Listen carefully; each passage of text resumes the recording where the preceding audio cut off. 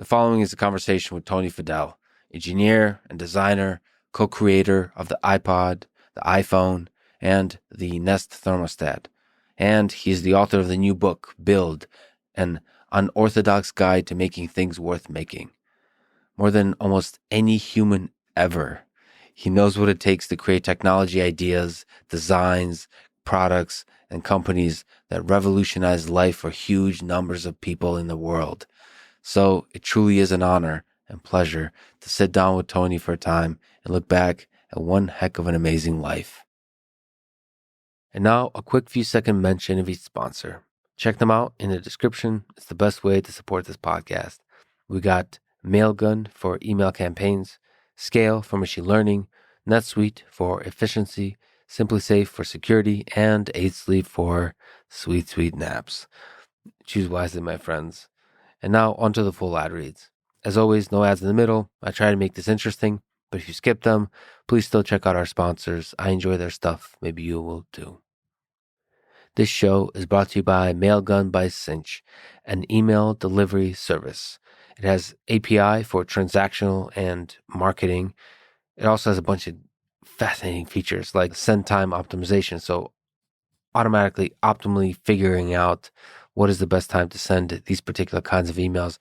I've used Mailgun for many, many years to programmatically send emails.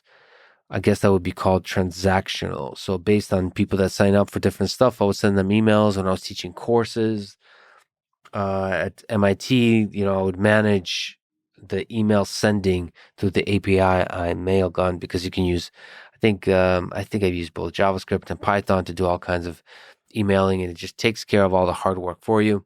Of course, you can also use it for marketing emails. You can automate a lot of that. You can both write it and send it, all that kind of stuff. The list of features is huge, but the most important thing, honestly, is that it's just reliable. So go to lexfriedman.com/mailgun to learn more. This episode is also brought to you by Scale, the machine learning assisted data labeling platform. Scale Rapid works with any use case or task, including image, video, text, annotation, and classification, 3D data, and it supports 20 plus languages. I've said time and time again that the success of a machine learning system in the real world has a lot more to do with the data, meaning the annotations on the data selection itself, and then the quality of the annotation. That's way more important than the machine learning model architecture. Whatever the neural network magic that you're doing is not nearly as important as the quality of the data. Now, there's a lot of sort of caveats and nuances and all that kind of stuff, but for real world application, at least 90% of the value, the bang for the buck, comes from the annotations, from the quality of the data selection, and the data annotation. And that's what Scale is good at. Go to scale.com/Lex today, and you can get your first batch of data labeled up to $50 for free. This show is also brought to you by NetSuite. NetSuite allows you to manage financials, HR, inventory, e-commerce, and many more business-related details all in one place. Somebody wrote me an email saying that NetSuite is awesome, but it's funny that I'm doing an ad read for NetSuite since this is more for like companies versus individuals. Yeah, they're awesome. I just do ad reads for stuff I'm aware of and that I think is awesome. I have way more advertisers willing to advertise in this show since like 2 years ago than I can ever do ad reads for. So I'm very picky, and there's all kinds of different reasons why I love certain companies. Magic Spoon is still a sponsor. Obviously, sort of Mailgun and ExpressVPN are things I've used for many, many years. And NetSuite, I just time and time again come across them as a company that can be relied on to take care of the messy stuff and do it well. The messy stuff for running a business. So right now they're doing special financing. It's back. Head to netsuite.com/Lex to get their one-of-a-kind financing program.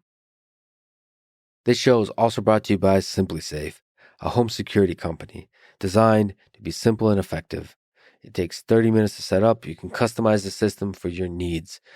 It is one of the systems I have set up in my place. I take security exceptionally seriously. It's the sort of consumer-facing security system I use.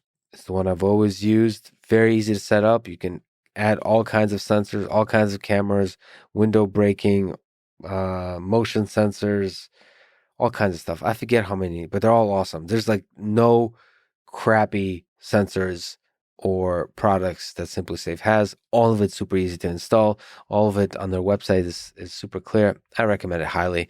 You can go to simplisafe.com/Lex to customize your system and claim your free indoor security camera plus 20% off with interactive monitoring. And yes, I'm too signed up to interactive monitoring. It's great. Highly recommended. This episode is also brought to you by 8 Sleep and its Pod Pro mattress. It controls temperature with an app, is packed with sensors, it can cool down to as low as 55 degrees on each side of the bed separately.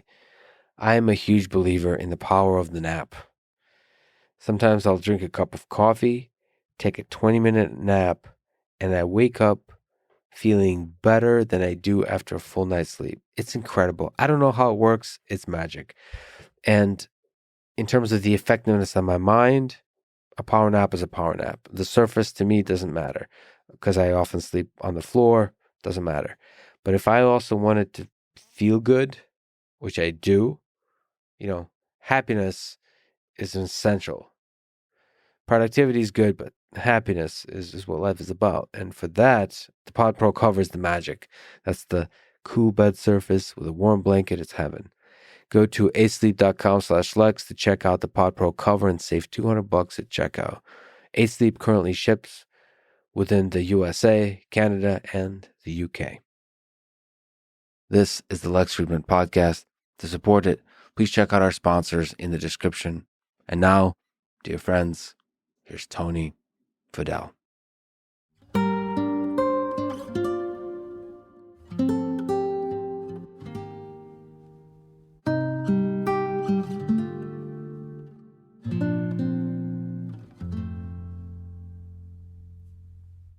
When did you first fall in love with computers, or let's say computer engineering and design? I first fell in love with computers and programming was in a summer school class in 5th grade in Grosse Pointe Farms, Michigan. It was a simple basic programming class, but the basic programming class was not like you might think it was. It was bubble cards. So literally it was, the cards, the stack of cards, and you would use a number 2 pencil and you would put in your program line by line, and you'd have to make sure it was perfectly stacked and no errors and what have you. And you would take that set of cards and you'd put it on this reader, and it was zzz, zzz, zzz, and it would go off to an IBM microcomputer somewhere in back then the cloud. And then you would sit on a Texas Instruments paper terminal, and it would just literally, I could write things, and I could program this machine to do stuff. And it was, it was nowhere near sexy. There was no graphics, right? Oregon Trail was all in text, right? The cards were so cumbersome that if you got one thing wrong or out of order, or a disaster, or you dropped one card, it would all fall apart. So, just doing that, print F, or what was it? I can't even remember what there was. It was, what the basic commands were. But so when you say basic, you mean basic programming language? Okay, basic programming. So you're writing basic programming language on paper, paper, and you're calling it programming, though. It's called programming. Yeah, you're programming this computer in a remote location, and it came back. So it was truly cloud computing in a way. So it was really terminal-based computing.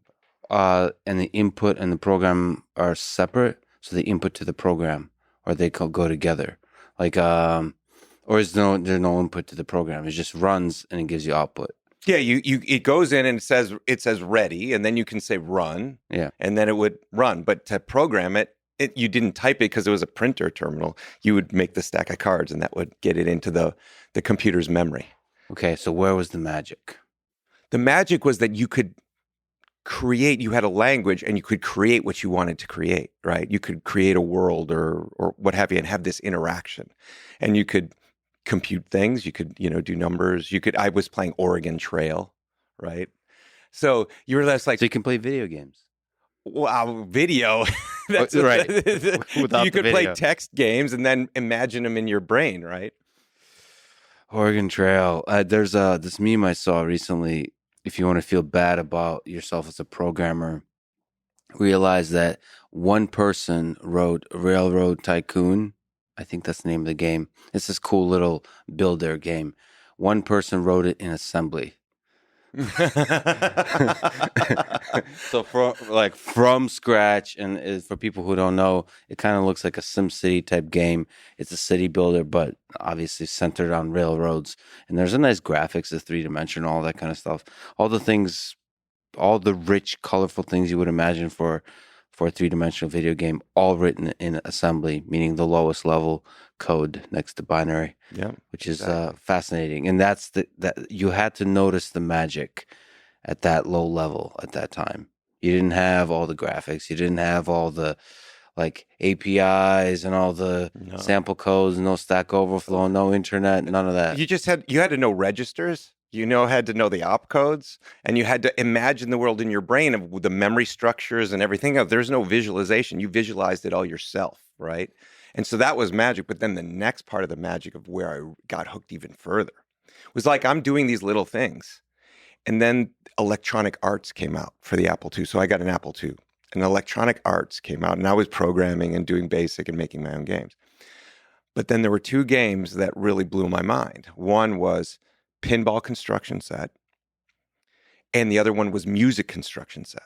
And these were both places where I could create pinball games and I could create musical scores because I love music, and I could then play them, right? And so when you had that, you were like, oh, this is something very different. So I could create myself, but then there was others that could create tools so you could create at a visual level. And then you would read the backstories, because Electronics Arts back in the day, it was one programmer who would program those things, each of those things. And you could read their backstories. It was literally like a musician or someone else. Like you could read Rick Rubin's, like, here's the thing. They tell you all of that stuff. And there was one guy who wrote Music Construction Set. He wrote it all in assembly, and he was 16 years old. Wow. And I was probably 12 or 13 at the time. And I went, oh my. If he was able to do this and had it published, right, and this amazing tool was created, I'm like, what can I do? And so then it just kept building off of that. But really, it was those seminal things. First, the introduction, and then the power through programming and turning these things into what you wanted to turn it into. And you didn't have to be 40, 50 years old and have, PhDs. And then I was like, okay, this is really cool. I wish we did that with programmers, where we treated them like artists. We would know the backstory these days, today. Or we'd, not just programmers, engineers, designers. Yeah. Like all the things about a product that I think we love are the little details. And there's probably a human being behind each of those details that had their little inkling of genius that they put in. And I wish we knew those stories. That's always sad to me because I obviously I love engineering, and I interact with companies, and they, autonomous vehicles, something I'm really interested about. And I see that companies generally, and we'll probably talk about this, but they seem to want to hide their engineers. Like engineers hold the secrets. Mm-hmm. Like the great secret. We did not speak of the great Yes. secret. But then the result of that is you don't get to hear their stories, the passion that is there behind the engineers, like and also the genius. There's a difference between the stuff that's patented, like the kernel of the idea, Right. and the beautiful sort of side effects of the idea. And I wish companies revealed the beautiful side effects a little bit more. But so sorry for the distraction. So what you mentioned Apple II. What was the first computer you fell in love with? Like the product, the thing before you that was a personal computer? It was the Apple II. So the Apple II was something I was just lusting over. I think it was at the time, it was the person of the year. Maybe it was that year. I don't remember what, but. Well, Apple II was the person of the year? Yeah, for Nice. Time magazine back in, I don't remember when, but it was around that same time. I was so young, but there was the Apple II, and I didn't know what it was, but I knew about tools because my grandfather taught me all about tools and creating things, right? And I saw this thing, And I had that IBM experience, that terminal experience. And I'm like, oh, I could have that at home. Right. And so I need to have that at home. And the only thing that was really talked about in our circles was the Apple II. And I was just like, that's it. So I jumped up and down. It was very expensive. I have to have this. My parents were like, what? It was $2,500 back then. Yeah. In the 1981. It was like crazy, right? So I was like, I'm going to make as much money as I can this summer. And my grandfather said, because he helped me learn all about tools and build things together, I will match whatever you make so you can get this computer. So I worked very, very hard as a caddy, golf caddy, caddying actually for the families in at the country clubs in the town where we lived, and did whatever I could. And that end of that summer got my Apple II, and you couldn't tear it away from me. It was my friend. It was everything. From a product perspective, what do you remember that was brilliant? The design choices, the ideas behind it, or is it just that it exists, or the very idea of a personal computer is the brilliant design choice? Yeah, it was that I could actually have this kind of tool in my house, and I could use it anytime I wanted. I could program it anyways. There was no, there was no internet connection. It was all just you. You either loaded software that you got from someone, right?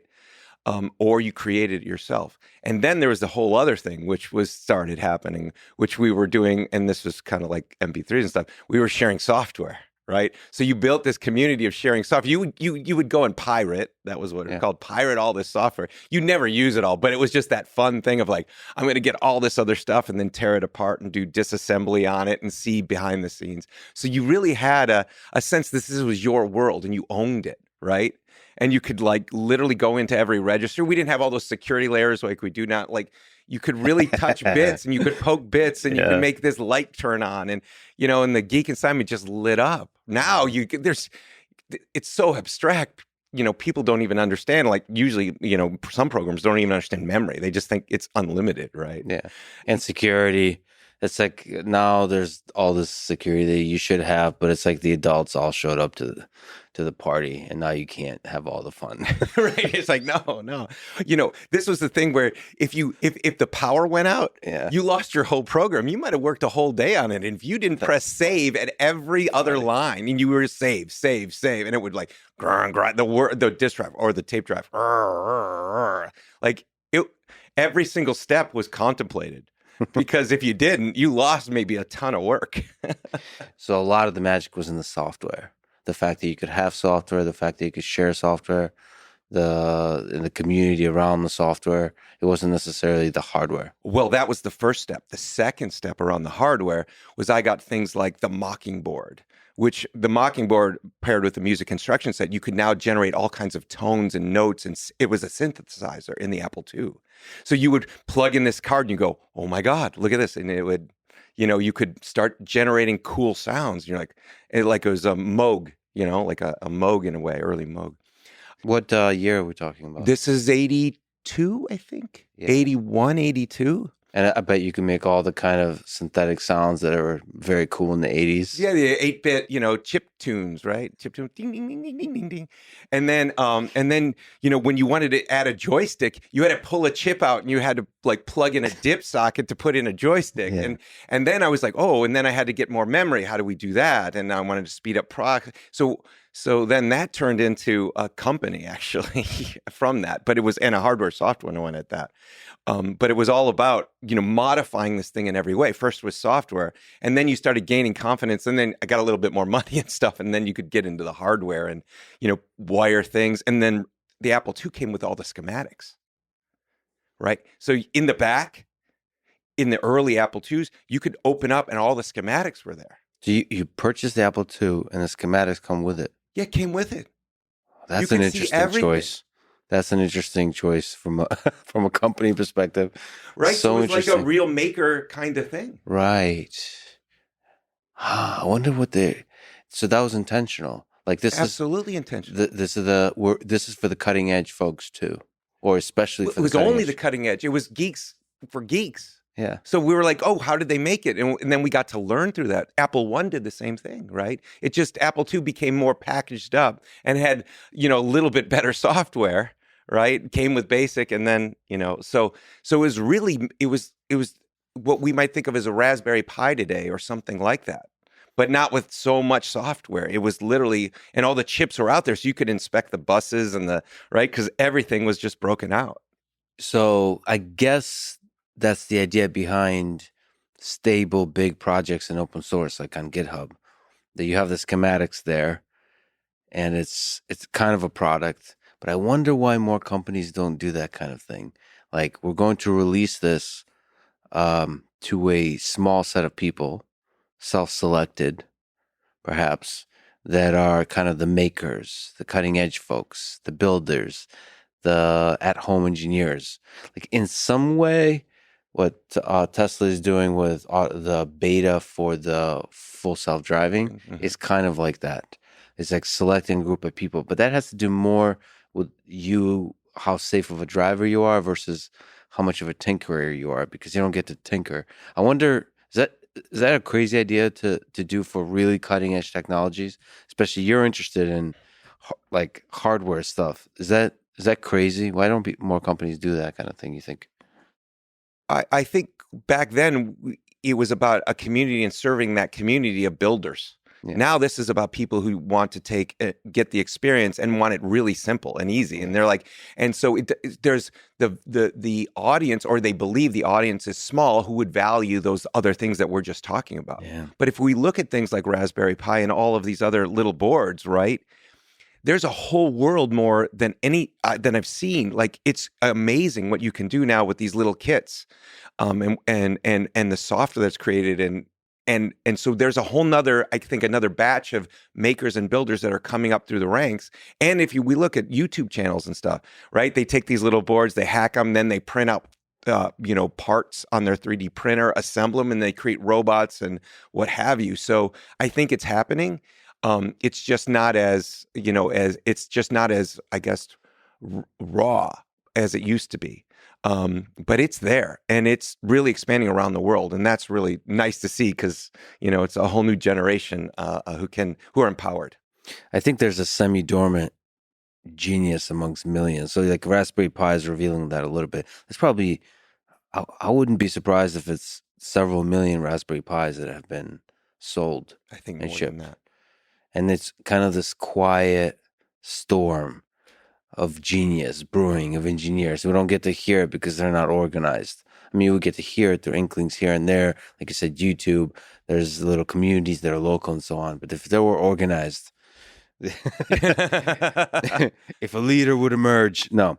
Okay, so when did you first start to dream about building your own things, designing your own products, designing your own systems and software and hardware? Well, in high school, there was a company that a friend of mine founded, and I was the second employee. It was called Quality Computers, and it was a mail order, because there's no e-commerce then. There was no internet again. Yeah. You either mailed in your little coupon and you said, this is what I wanted to order, or you wrote in to get a catalog and delivered to you. Turnaround time on this stuff was like, from the time you wanted to the time you bought it, was maybe 8 to 12 weeks. That was just the normal way of getting things. So Quality Computers was a mail order for Apple II, and it was software and all kinds of accessories. So hardware accessories, so hardware plug-in cards, joysticks, all this stuff. And what we noticed was there were accelerators or memory cards. And to be able to use those cards, you had to actually go and change the software you used to access this new memory. So you literally have to go and you took the program that you had, let's say it was AppleWorks, which was like an early Microsoft Office or something like that. And you had to literally change the code, and you would install all these patches to then take advantage of the hardware. So what we started creating was software on top of it to do the automatic installation of all of these patches. So we made it much easier to take new hardware and then and the existing software you have and expand it into this new world. So it was creating tools and the really great customer support. And we started getting a lot of orders because we had the software make it easier to install, to give them the superpower. And at the same time, they would be able to change their software and have a new world that wasn't existing from the companies that were creating the initial products. And so it was more of that. And then that happened with hard drives. So I wrote a hard drive optimizer for the Apple II to like read, because you could get really fragmented. So I wrote that piece of software and we sold that through the company along with the hard drives that we sold from third parties. So that all happened in 12th grade, freshman year of college. So you wrote a hard drive optimizer in 12th grade for the Apple II. Between 12th and freshman year. What programming language do you remember? Is it assembly? There were certain inner loops were assembly, and other loops actually there were really early Pascal. No, C compilers. What was the motivation behind these? Is it to make people's lives easier? Is it to create a experience that is simpler and simpler and simpler, thereby more accessible to a larger number of people? Like what? Or did you just like to tinker? No. It was two things, really. Because one, we wanted to sell more hardware and software, right? Yes. So it was like, make it easier for the user. And then the other thing was, because I was also manning the customer support line, people would call in and go, this doesn't work. And I'm like, I got to go fix the hardware and software, right? Yeah. Or I got to fix the software to make the hardware and the installation process better. So my whole world was out-of-box experience from when I was in high school. Because I had to man the customer support line, pack the boxes, and write some of the code while Joe Gleason, who was the founder of Quality Computers, he was off doing the ads, placing the ads for the mail order, making sure we were running the credit cards, right? Yeah. It was two of us, and then it turned into a third, and then we hired another person from high school to like pack boxes so I could stay on the customer support line or doing the software, right? And it was all in his parents' basement. Yeah. Right? As you were scaling exponentially. Scaling, right. Yeah. Exactly. Bootstrapping. So we'll jump around a little bit, but you said you love music. What were the ideas that gave birth to the iPod? If we jump forward, and how far back do those ideas stretch? If you look at the history of technology, not just the product, but the idea is truly revolutionary. Maybe its time has come, but just if you look at the arc of history, sort of music is so fundamental to who we are as a humanity. Right. And to be able to put that in your pocket, make it truly portable is fascinating in a way that's truly portable. So it's digital as opposed to sort of like a Walkman or something like that. So what were the ideas that gave birth to the iPod? I was in love with music since I was a kid. Just loved music from, I think, second grade when I got my first albums and stuff like that. What kind of music are we talking about? So this was Led Zeppelin. This was the Stones, Hendrix, Aerosmith, Cheap Trick, Styx, Ted Nugent. Just the real, the real American and British rock and roll, right? There's a bunch of people listening right now. Who's that? Who's that? Led Zeppelin? What is that? Is that it drove my parents crazy. Yeah. You just blast it loud, just. And this was second, third grade, fourth grade. I fell in love, and then we moved back to Detroit, and I love listening to the radio station. Because there was all kinds of crazy music, because you'd have a amalgam of rock and then funk and R&B, and I loved to listen at night. So I had a clock radio. But if I had the clock radio on, the parents would go to sleep, stop that, turn that stuff off. So I hacked the clock radio and put a headphone jack in it. Nice. Right? So I said, okay. And then I could listen to it all night, and no one could hear me, right? And I could just sit there and, just huddling around the radio, groove out, just listening to Zeppelin, Stairway to Heaven. What would you say is the greatest classic rock song of all time? Greatest classic rock song of all time. What pops into mind? Well, no, you know what? I mean, this has to be That's objectively really hard, number one. Dude. This is no, so you have hard. To. This is a serious journalistic interview. You're not going to back down from these kinds of questions. Oh my God! No, I don't know. Challenge. Yeah, it's hard. It's hard to pick. But to me, Stairway to Heaven is a safe fall. It's like it's so often considered to be one of the greatest songs of all time that you almost don't want to pick it. Right, exactly. But you return to it time and time again, and it's like, yeah, this is something pretty special.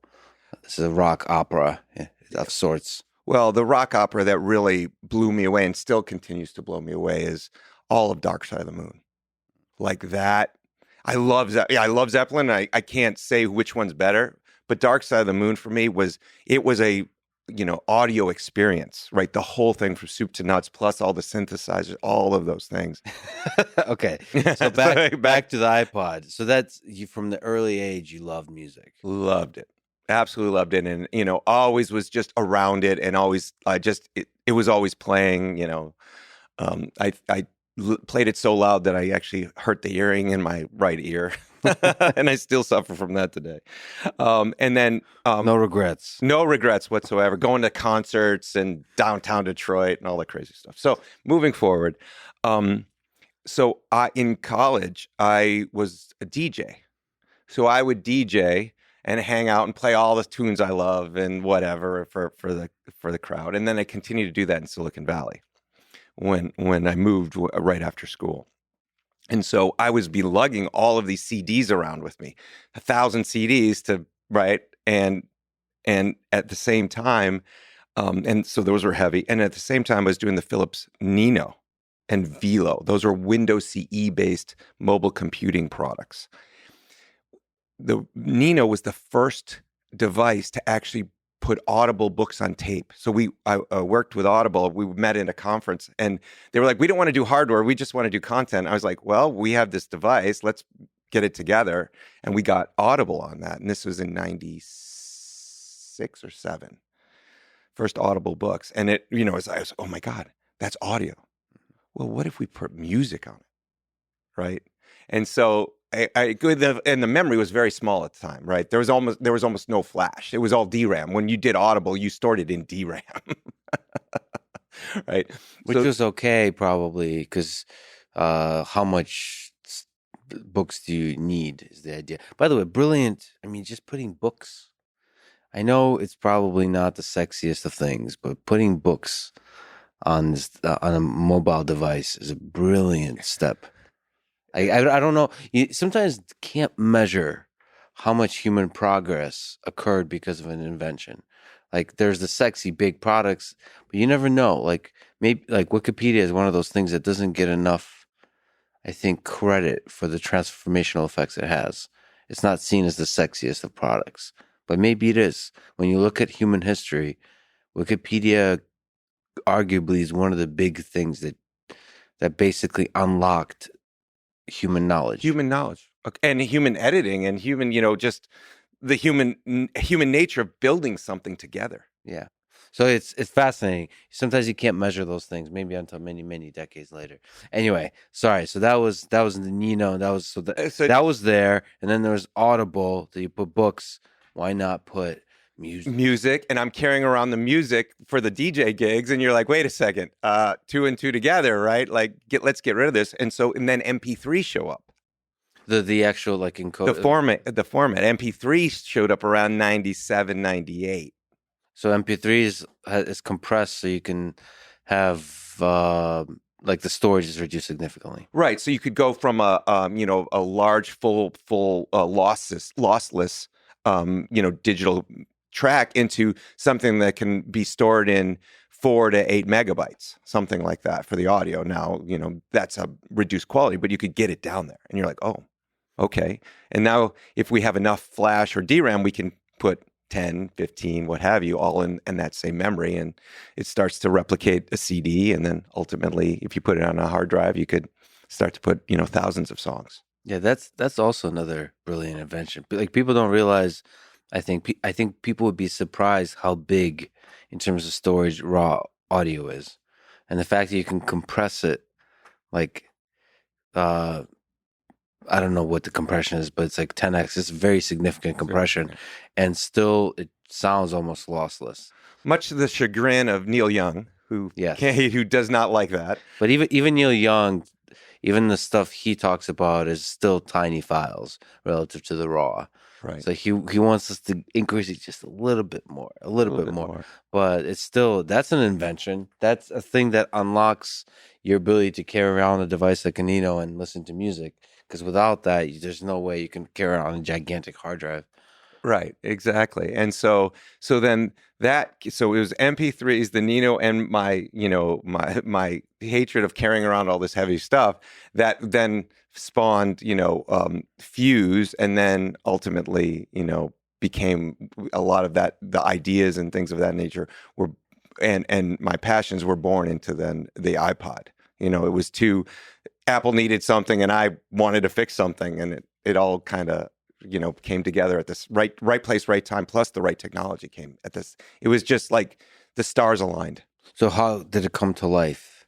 The details of the stars aligning, but the actual design, the actual engineering of getting a device to be small, the storage of the interface, how it looks, Sure. the storage, the details of the software, all that kind of stuff. What are some interesting memories from that design process? What are some wisdoms you can impart Okay. from that process? Well, how long do you want to go? Because I can go deep. Let's go at least 20 hours. Let's go. Okay, 20 hours. This is one of the lengthy documentaries. We're going to turn it into episodic binge on Netflix. Listening. It's Game of Thrones. So let's just start with, after I was asked to be a consultant to put this thing together. So I had already had knowledge of, the space and the technology and all that stuff, but I had to very quickly, and a lot of the suppliers, because of what I was doing at Fuse, trying to create that thing. So as a contractor, I was like, okay, what is the first thing you need to do? So after I showed different architectures and what 3 different products could be to Steve about options for storage options, battery options, form factor options, there was 3 options. And as I was told, given very good advice, give the 2 options you really do not like, but they're options, and give the best option last, because Steve will shoot all those down and give the best option last, and then you could talk about that.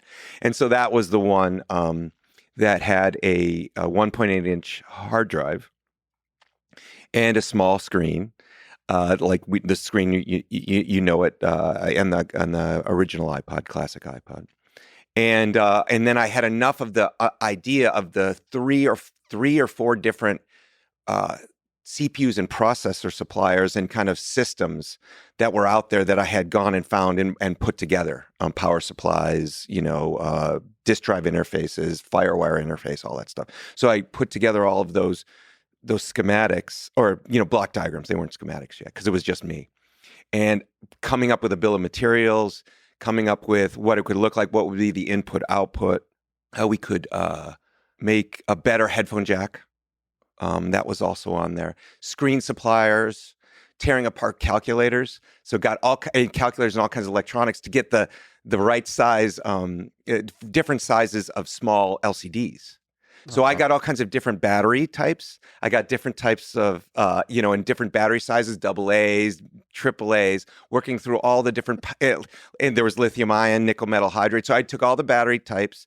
I took all of the memory types, processing types, LCD types, and connectivity and all that stuff. Not wireless, but wired, and laid out these things as Lego blocks. So literally had all of these things as just, and so it made them so I could put them together and figure out what the compact form factor would be. Oh, like how do we shove them together? What's the smallest possible box you can get? So the questions was on storage, so the hard drive, batteries, AA, AAA, right?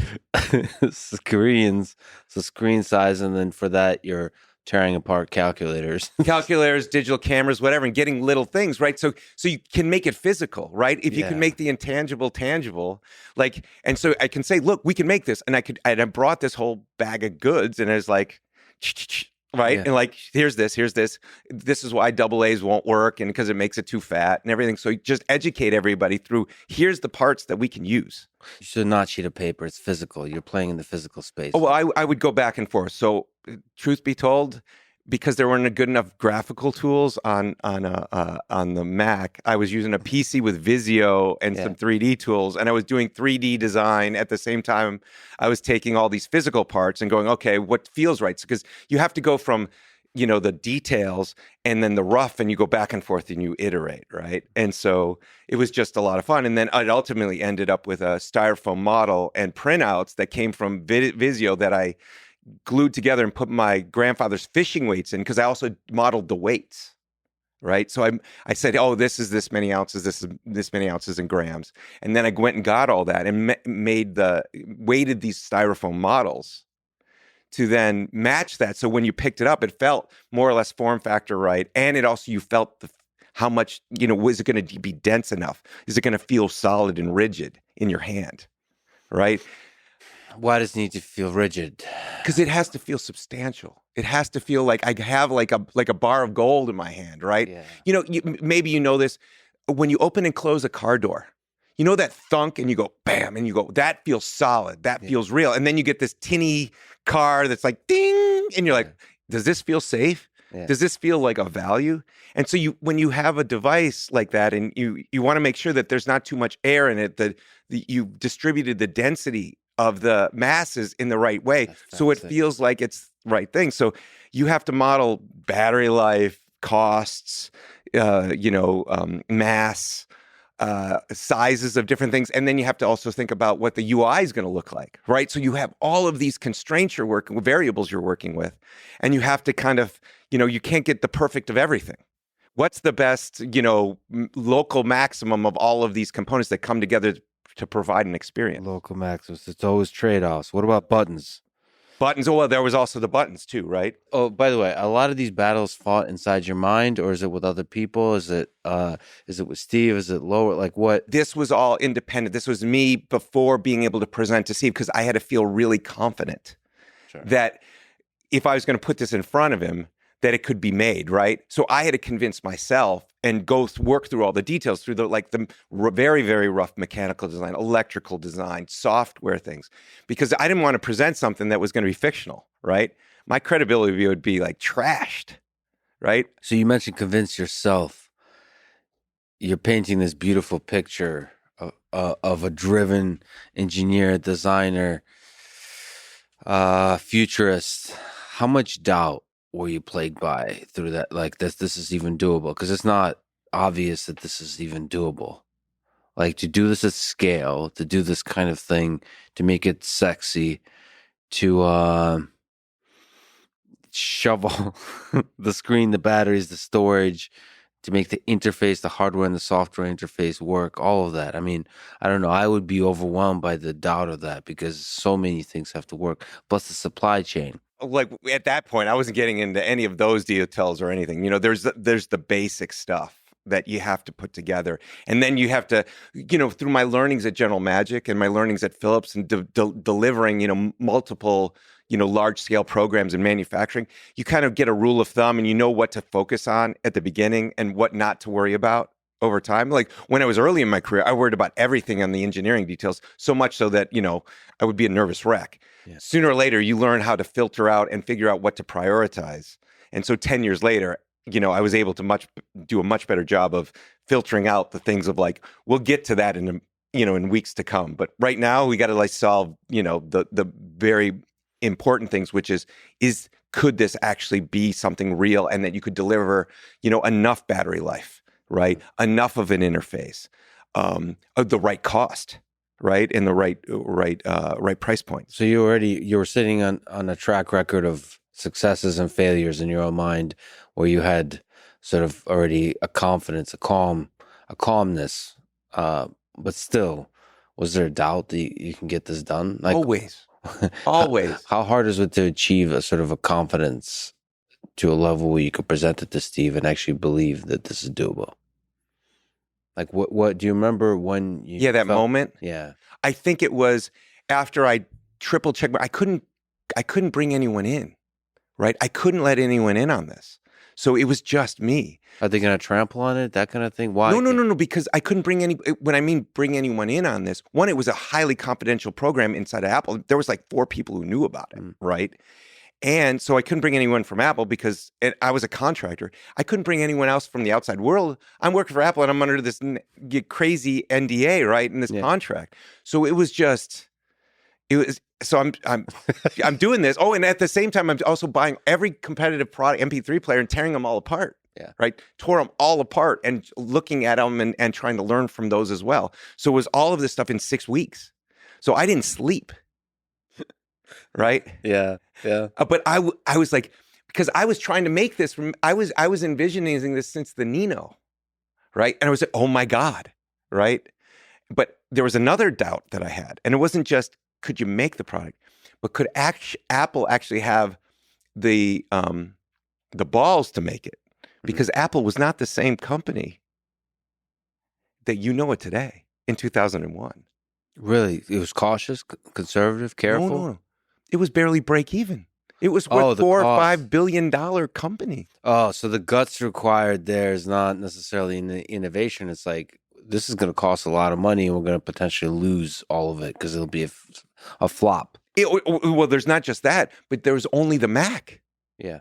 And the Mac wasn't doing very well. Yeah. There was less, it was about a 1% only in the US market share for the Mac, right? The company was in debt. Bill Gates had to give him a loan, right? Michael Dell at the time was saying, shut down the company and give the money back to the shareholders. Okay. So this is not the company that, that people go, oh my God, the iPhone came out. It's a very different level of confidence and financial situation that the company was in versus the iPod. So given that, what was the conversation when you finally presented to Steve? What was that conversation like? The conversation was, well, we went through it, the presentation and all that stuff happened. And he was just like, and he would flip through it real quick, throw the presentation aside and said, okay, let's talk about this.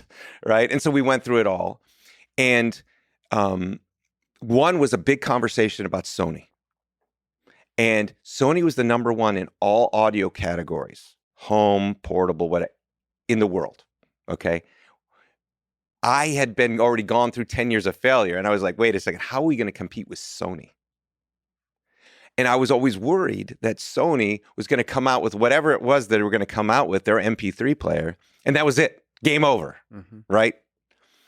And so I was like, Steve, and this is why it took me 4 weeks to finally sign on to join Apple after he greenlighted the iPod program in that meeting, was because I had built other things in the past at Philips, the Nino and Velo, but they didn't know how to sell it or market it. They didn't know how to retail it, right? So I was like, we could build this. And I was like, Steve, I'm pretty sure I can build this. I've done this before. But how are we going to sell it? You have all your marketing dollars on the Mac. And he looked at me and he goes, you build this with, a team and our team and Apple, and just me, right?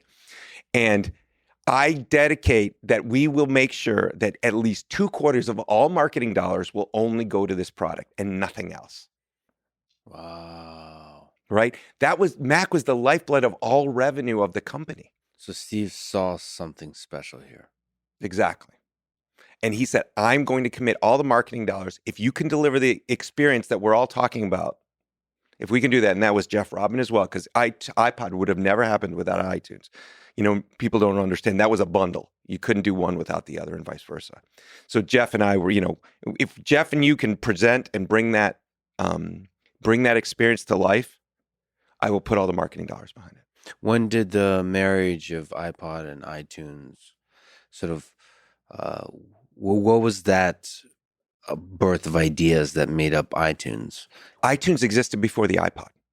Okay. And so Jeff Robin had his company, oh man, I can't remember the name of it, but it was bought. He was making a MP3 player app for the Mac. Steve saw it because there was MP3 player apps like Winamp and other things that were on the PC, Real Player. And Steve saw that going on and saw that Jeff and his small team had this, I can't remember, sound something. Anyways, he bought that and that became the basis of iTunes. And then Jeff ran all of iTunes. And so what happened specifically there was they were starting to hook up to all these third-party MP3 players because there's a lot of Korean, the MP Man, like Walkman, but MP Man, all these and they were trying to hook them up, and they were like, these are horrible experiences. And through that, and they said iTunes was something that was going to help grow the Mac base because we were trying to get more people on the Mac. So this program would be a great new thing you could add to the Mac. And there was also internet connectivity at the time for the iMac. And so they did that, and then they're trying to do these hookups. They weren't going well, and that's when they said, we need to build our own. Or Steve said, we need to build our own since these are such horrible experiences. People don't want to just burn CDs from iTunes. We need to get that music on the go, but in an Apple fashion. That's when I was called to come in to do that, the iPod thing. After the 6 weeks, then he already envisioned, I'm sure he had it envisioned because they were trying to do this thing. Okay, now that's it. iTunes, it wasn't called iPod yet. What would become the iPod? That is going to be the thing that then propels Apple into this new thing because you're going to bring all these music lovers in that are going to need their next generation or Sony Walkman version 2.0. So when you look at, again, apologies to linger on iPod, but it's one of the great inventions in tech history.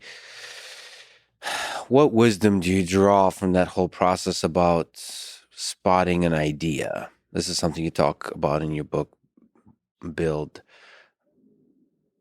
How do you know that an idea is brilliant? At which stage? When did you know it was a good idea? And maybe is there like some phase shifts? Mm-hmm. First, you complete doubt, then maybe and then maybe it becomes more than a and becomes like a little more confidence, that kind of stuff. And also wisdom about who to talk to, right? So they don't trample the idea in the early stages, that kind of stuff. Any thoughts about this? We could go on again. How long do you want to go? 20. This is a Netflix series, I told you.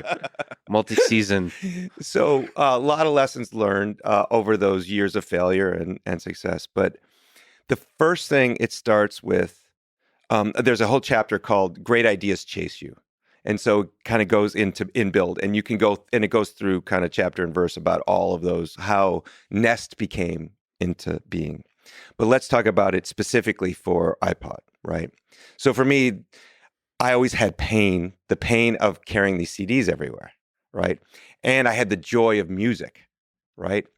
If you could say all of a sudden I could get the music I love all the time in a portable package and I can have all the music I love all the time, I was solving a pain, which was, for me, it was thousands of CDs. Other people might be 10 or 15 CDs, right? And then I can have the joy of all this music uninterrupted. That was taking the pain, making a painkiller for it. And then at the end was a superpower, an emotional superpower that said, oh my, this is something different. So when you can actually focus on a pain, and get a painkiller for it, not a vitamin. So the difference between a painkiller and a vitamin is very clear. One, you need. I got to get rid of this pain. A vitamin, maybe it works, maybe it doesn't, maybe somebody needs it, maybe not. It's all marketing story, right? So you start with the pain, give them a painkiller, and hopefully, if you can do it in the right way, you give them a superpower, an emotional superpower. That is always, and that's the way to know that you're hitting on something that's really powerful. The pain and the joy. Exactly. Are you always aware of the pain? So it seems like a lot of great products, it's like we do a lot of painful things and we just kind of assume that's the way it's supposed to be. Like with autonomous vehicles, we all assume we're supposed to be driving. Right. Like, and you don't think of it as a pain. Right. Well, you've habituated it away. Yeah. You've habituated away. For me, when I go to other places, living in Bali or living in Paris or whatever, and I'm not driving, I'm walking or I'm using a scooter or what have you, different thing. And you go, oh my God, when you left that environment because everyone else is driving all the time, you're like, that's what you do. And you find out there's other ways of living and there's freedom. When you get rid of that, you're like, oh my God, I didn't know that this was so much better. So there's something in the book that's called out, and I deemed it the virus of doubt. And what the virus of doubt is when there's pain and it's been habituated away, you use the right marketing messages to to bring people back to that initial experience they had, or the initial experience that they had of that pain. Do you remember when the first time you did blah and it felt like this? Right? And then you reawaken that habituated pain. And it becomes visceral. And then they're like, oh, yes, I hate that. And then you go, now I have the painkiller and the joy for you. Yes. That's when it all comes together and it goes. Let me, on the pain and the joy, that's brilliantly put. You mentioned selling and marketing. Right. Marketing dollars. I have a love-hate relationship with marketing. Like with a lot of things that require artistic genius. To me, the best marketing, I suppose, is the product itself and then word of mouth. So like create a thing that people love. Absolutely. That's fundamental. Yeah. But so any other marketing requires genius to be any extra thing. Because to me, I don't, maybe you can, by way of question, because you're, I'm just speaking off the top of my head as a consumer. What is great marketing? What does it take to reveal the pain and the joy of a thing? Okay, it all starts at the beginning, and I'm going to give you a couple of different ways of looking at it. Okay, and again, might go a little long here, so just stay tuned in. Yeah. So the first thing start at the beginning. Let's start at the beginning. In the early part of my career, like General Magic and Philips and what have you, and especially when I was, a teenager, when I was like making my own chips and stuff like that, I really worried about just putting cool things together. I'm like that. When I put those two cool things together as an engineer, you go, that's cool. Mm-hmm. And then I would talk to the other friends who might be geeks too, and they go, yeah, that's cool. Mm-hmm. Because we knew the bits, so we put them together, and that's a new way of doing it. And you're like, wow, that's all what?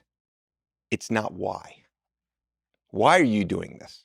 We know what we're doing, but we don't know why we're doing it because we're not articulating it for ourselves, because it's just something we're like putting it together and like, yeah, that's cool because we think we're solving some problem we have, but we're not really articulating it. So what normally happens, and this happens because we invest in so many companies around the world, you have these brilliant engineers, designers, scientists, researchers. They put together these whats. And then they develop it. And then at the end, they call in marketing and say, now tell a story about this and let's get it out to the world. Okay? What happens then is marketing's like, well, why do people need this? Tell us why people need it. And so they create a story around this product. But the product was born out of whats, not whys.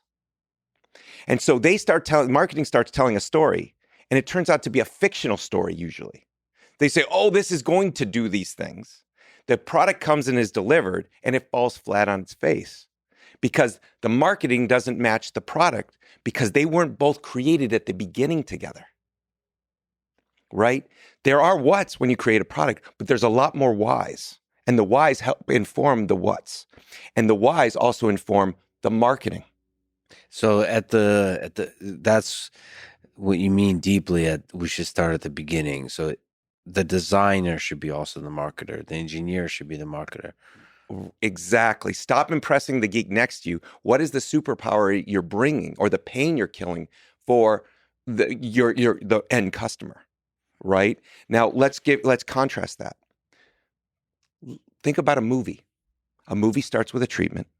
It has an audience. This has the audience. Here's the characters. Here's the storyline, the plot. Here's the arc of the story, right? It pulls that all out. Then there's a script that's written. And that script is then produced, and then you add all the flourishes and what have you, music and graphics and what have you, right? And then it comes out, and then there's the marketing of the movie, and that story was created at the beginning. What you need to do if you're going to do a great product is create that treatment for your product. And I call that the press release. Do the press release like the treatment. Who's the audience? What features do you have? What pains are you solving for people? Have the virus of doubt there to remind them what pains they have and why you're solving them. The price, all of those things. And you use that as the bar, the measuring stick for what you do during development. Because what happens that along the route, you know this, oh, we're not going to be able to get that feature done on time. Throw that one overboard. We have to hit the date. Oh, we're not sure this product's right yet. Add another feature. Add another feature creep, right? If you don't have that story you know you're going to tell at the beginning, you don't have that bar, right? And then at the end, you don't know when you're done if you don't have that story. So you can actually look at that press release. You might you change it over time, that draft. But then when you're done, you know the whats and the whys. You have all the audience and everything, and then you can give that to marketing and say, well, and marketing's been along the way, let's be clear. But then everybody's in sync. And that's when you can tell a cohesive, non-fictional story about, and the product delivers on that story, or hopefully over-delivers on that story. So in the drafting from the beginning to the end of the press release, what does a successful team look like? Who's part of the draft? Is it engineers, designers? What's the purpose of a marketing department in a company? Small, let's say small company, but more than 2 people. Okay. So from where does the why come from? Should it always come from the designer, or should there be a marketing person that steps in and asks the question? Okay. So I'll just keep asking random questions. No, these are great questions. Okay. So because you're just like, I'm like, I can't wait to tell you the answer. So it's in the book as well. Yeah. But you have to separate out the various functions of marketing. When that's what I thought. I was like, marketing's marketing, when I was, and it's really not. There's so many disciplines, just like in engineering, mechanical, electrical, software, and even software. It's, I use cloud services, firmware, applications. Marketing has that much diversity as well. Okay. And you have to honor that. And so there is marketing communications like PR, press. There is social marketing. There is a marketing creative, right? There's marketing activation. But there's another thing that also comes out, and people confuse it with marketing, which is called product marketing or product management. Mm-hmm. And product management or product marketing is the voice of the customer. They're the person who sits there and listens to what's going on in the competition, in the marketplace, understanding the needs and those pains of the customer, and they're representing them in every single meeting so things don't get off track, right? So that, and they're creating the messages, not the marketing. What happens is there's messages that product marketing creates. Like those are the deep messages, like we need to save 20% of energy, let's say, right? And then marketing turns that into something that's with creative and everything, mm-hmm. and brings that message across. Maybe it doesn't say that, but it comes maybe visually or some other way.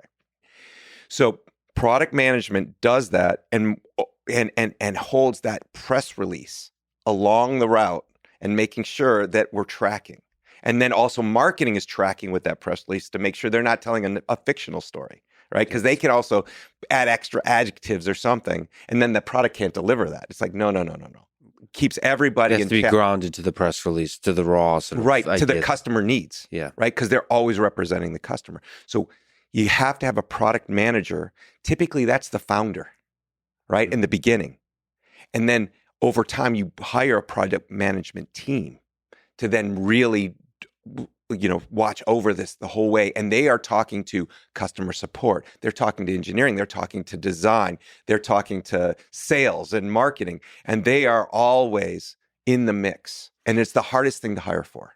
Ooh, yeah. So they have this very important job of developing and maintaining the why. Exactly. Why is it the hardest to hire for? Because you have to understand, first, nobody reports to you.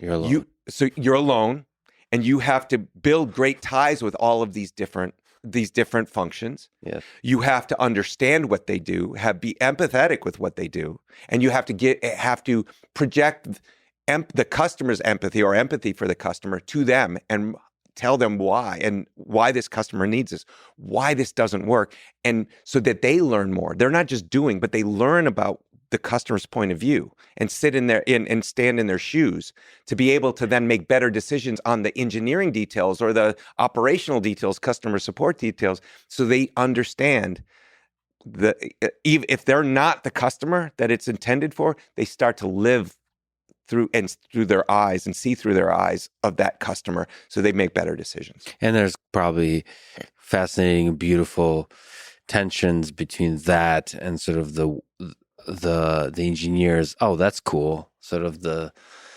developing the what. Exactly. And which makes it an extra hard job, I'm sure. Well, exactly. Can I ask a sort of a little bit of a personal question on the Sure. one subfield of marketing? You mentioned comms and PR. How do I ask this? I can hear your struggle in your sigh. Why or do the comms and PR folks sometimes kill the heart and soul of the magic that makes a company, or is that wrong to say? Give me an example. I will say the spirit of the example, which is, it feels like often the jobs of communications is to provide caution. Mm-hmm. It almost works together with legal to say A shield. We probably should not say this. Mm-hmm. Let's be careful. Let's be careful. Now that makes sense, except in this modern world, authenticity Mm-hmm. is extremely valuable, and revealing the beauty that is in the engineering, the beauty of the ideas, the chaos of the ideas, I think requires throwing caution to the wind to some degree. I agree. And I just find that, boy, I mean, it's really, so to push back on myself, I think it's an extremely difficult job because people hold you responsible if you're doing communications when you take risks. Right. And especially when they fail. So like it's a difficult job. So I understand why people become cautious. But to me, communications is about taking big risks and throwing caution to the wind at its best, because your job is to communicate in the long term, communicate the genius, the joy, the genius of the product. Right. So, and that sometimes is a tension with caution. Sorry. So I because I've gotten a chance to meet a lot of very interesting people and interesting engineering teams and so on, I look at what they're doing and I look at what's being communicated, and it's just, there's a mismatch because the communication is a lot more boring. It's like there's something very like just straight up boring about the way they're communicating because of caution. Okay. You have just teed me up for another diatribe. Okay. I'm going to get on my podium here. Yes, please. It all comes out of the leader. If the leader doesn't know how to storytell, or the leader doesn't know how to do bold storytelling, then you get even more conservatism from the PR and communications folks, because they're always, so if you have not a bold leader, they're always going to be a filter, right? They're always going to try to smooth things out and take off the rough edges and try. So they're going to be even more, if you have a conservative messaging leader, you're going to have even a more conservative communications department. Why? Because they want to keep their jobs. Okay, it's really simple. Yes. They got to keep their jobs. If they say one wrong thing, it could be the end of it. So if you have a very conservative leader, they're going to be even more conservative. If you have a bold leader, there will be, they'll always take a little more conservative bent, but you're still going to have bold communications. Yeah, that's brilliant. Okay, so it starts with the leader. Now, that said, when you think about the messages and the joy and revealing things, right? Many of these leaders don't tell great stories. So what we do at Future Shape, our investment firm, is we take those scientists, and the great minds and everything, and what do we surround them with? Marketing and communication people and storytellers to give them the confidence to tell a much broader story about the impacts of what they're creating and how big the global change can be with those technologies. Because usually those leaders who created those technologies, they don't really know how to communicate really well, and they don't feel very comfortable in how they speak. Yeah. So it's interesting because stories, and I'm a huge fan of stories. Have you ever read the book Story? No. By Robert McKee? Mm-mm. You should read this. And this is what I read when I was 26. Story by Robert McKee. And it's a book all about the ways to do script writing, the prototypical types of scripts, drama, comedy, and how it's been shown over, millennia, how these stories are done. It's a fascinating thing, and it gives you an insight to, and it's written for, obviously Hollywood and movies and things like that, but it's incredibly useful for what we do as designers and engineers and technology, leaders. There's some aspect in this modern day where, this podcast and so on, what I love is the humans behind the story too. So some part of the story is the human beings. So humor, drama, heartbreak, hope, emotions. That's not just about a painting a beautiful story that's flawless. It's vulnerability. Yep. It's being a dreamer, like over promising, and then failing, so changing your mind, realizing sort of just the whole of it, and then also being like, depending, of course, what your personality is. Embracing the full richness and the complexity of the personality of the leader or the different people involved. I mean, that's all part of it. Like, you can't just present this beautiful, always Pleasantville view of a product. There has to be this this humanity that's part of it, the full roller coaster of the humanity, which I think has been very difficult for companies to embrace. Right. I'm not sure why. Maybe it's just an old school way of doing things. Like, people think, that we present a facade and, we generate the story and we tell the story, as opposed to sort of... Well, we learn, especially in the technical world, we present the story as it's faster, it's smaller, it's longer battery life, Yeah, it's right. bits and numbers and, and metrics. That resonates, sure, with other geeks. What resonates with the planet? It's all emotions, right? And if you can bring a great emotional story, but with a great rational story at the same time, why you should do this, and it's like, oh my God, you bring that superpower, that joy, then it all hangs. And there's personal drama too, like the human, right? The Here's human, the pain I had. Remember that thing? And like,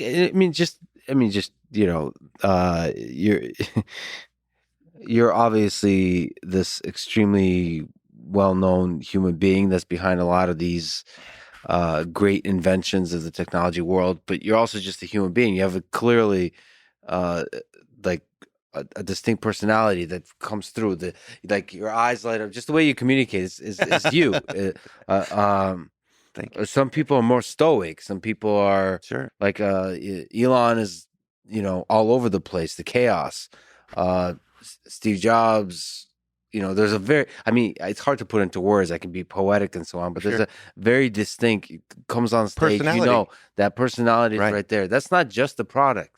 That's something else too. Correct. And like, you have to reveal that a little bit and allow people to reveal that a little bit and just let them be themselves. Well, look, why do I think your podcast is so amazing? Because you are yourself. You talk about yourself, you bring your emotions into it, and you don't modulate it. You're you, right? It comes through. It's true. It feels right. You are you. You dress the way you want to dress. You say, "This is me, and this is all of me," and you become vulnerable, right? It's much easier to do a podcast like that than run a very large company. Correct. Where a lot of people would feel the pain if you say something stupid. Right. It's much more easy to be afraid Right. and be careful. So, but nevertheless, the same applies. Authenticity and risk taking is the only way, unfortunately, to be successful in the long term. Let me, just because we're jumping all over the place, I just linger on the iPod. Sure. One of the great designs, broadly speaking, in the word design of all time. What does it take to design a great product?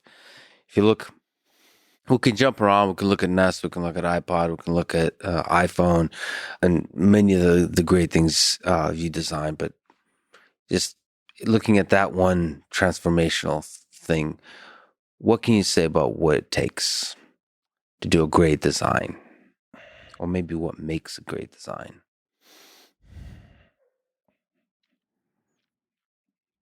Well, we talked about, a painkiller, and we talked about that, joy that comes from it. But then there's the behind the scenes. There's the team. There's everyone who brings it to life, brings that story to life. If you have a great story and you know the why, then you can communicate it to those people who are working on it. And then they bring their own thing into it, right? It becomes emotional for them too. It's not just a job, it's a mission. And so many of the details that are born out of these early prototypes, these things that you still haven't given full form to, there may be 80% done, or maybe even 60% done, but you can see enough in there. Then you take those great ideas and you give the whys to the team. And so that they feel it, they can understand it. Then they bring their best and their ideas to the table, and then you can select from those, and you can then start to, it could be just a pixel change. It could be a slight change on how you do the audio for the feedback, or maybe a curve on the mechanics or something like that of how it feels, because everybody brings themselves trying to, feel this thing. They're not just doing something that someone told them to do. If you can instill that mission and that why into that team, it doesn't have to be big. You get, I feel, a 10x. Everyone comes together in a special way, and the magic is created. You put the love into it, the customer feels the love on the other side. So the making the team, like taking them in onto the vision, onto the Ownership. why.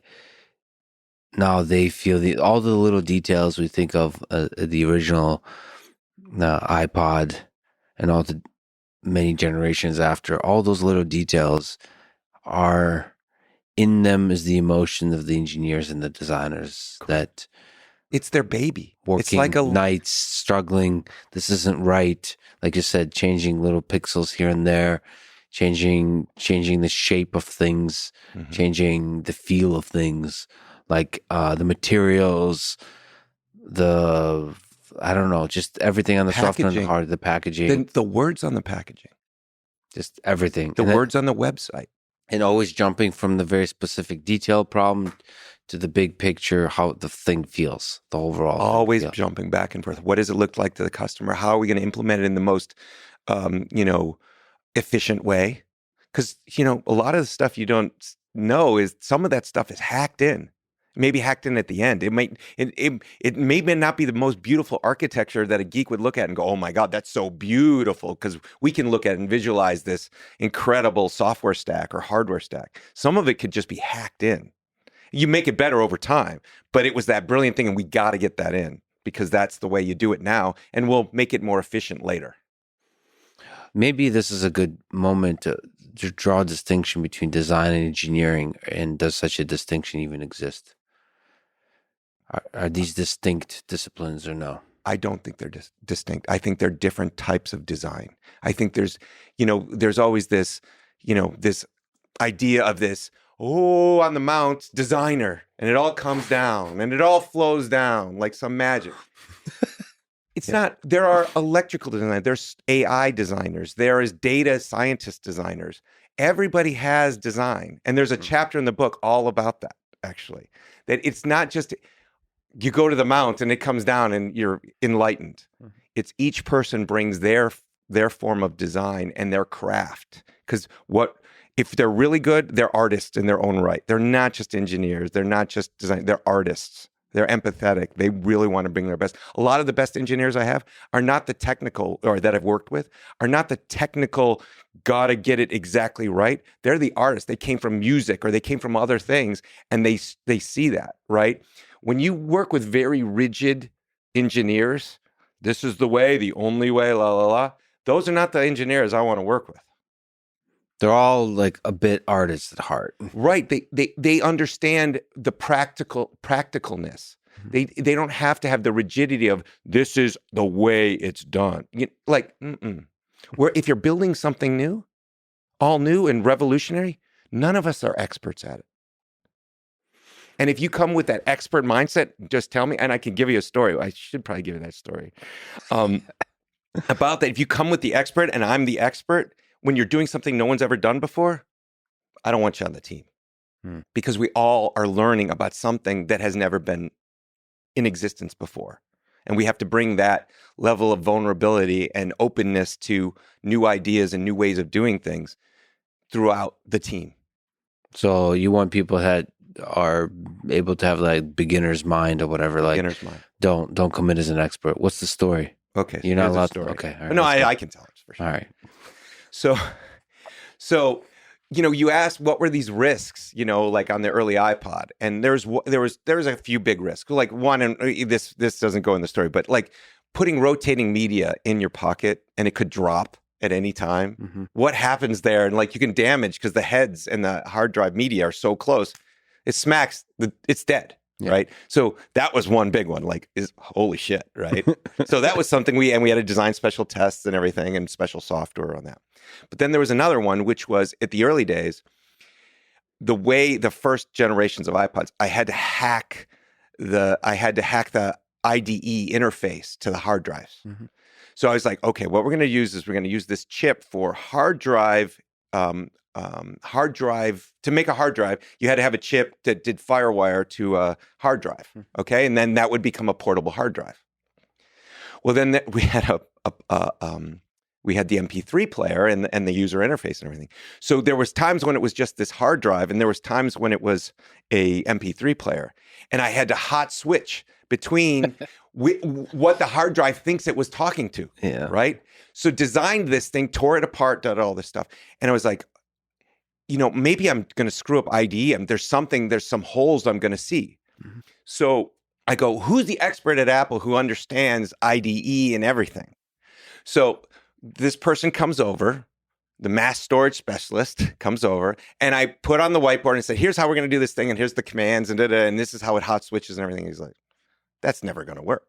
Yeah. And I was like, what? He goes, never going to work. I said, well, let me go over here and show you this right here. I have it prototyped, and it's been working for days. I just want to see if you're going to find any holes in the thing. Right. And he just stormed out of the room and never even. Yeah. Right. That's hilarious. I've had a lot of experience like this with experts. Like, for example, this ridiculous room. I had a person, and there's many people like this, that I showed them, here's the situation, for acoustics or something. Acoustics, yeah. They're like, no. This is horrible. This is not going to work. The reflection, the curtains are not going to stop. There's a bunch of terminology they're telling me.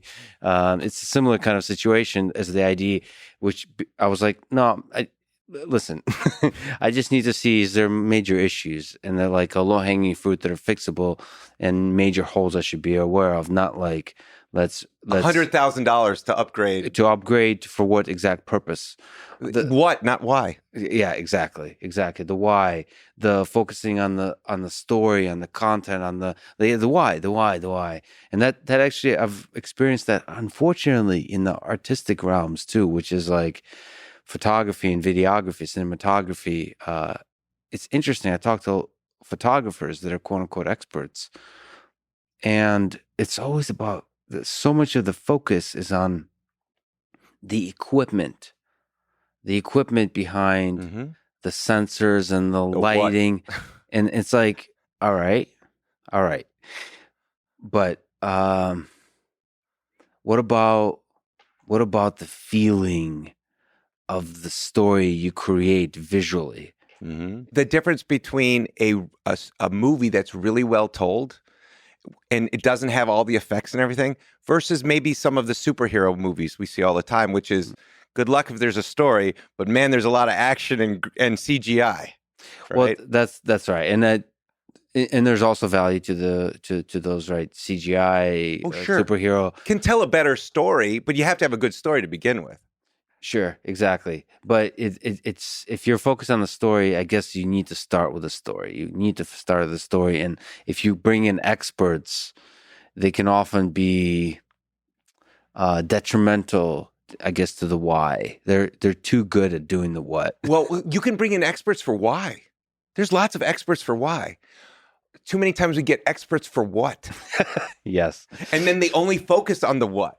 And so they come with the specs and feeds and the numbers and all the other stuff. But what you're really asking for is I need somebody about the why and understanding what we're trying to get done here and fitting the what's into that why. Right? That's why I do think that one of the qualities that I really enjoy for people to work with is like humility for a particular problem when you approach it. Basically, I don't know how to solve this, but we're going to figure it out. As opposed to, oh, I've solved this thing many, many times before. I know exactly what to do. Humility before the chaos, sort of having an open mind that this is going to require a totally new way of doing things is a really nice quality to see.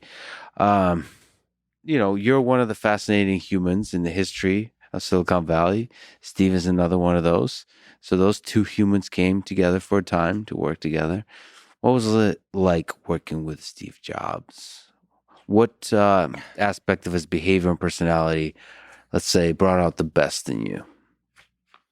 Pushing you, really pushing you, relentless on the details, challenging you for the right reasons.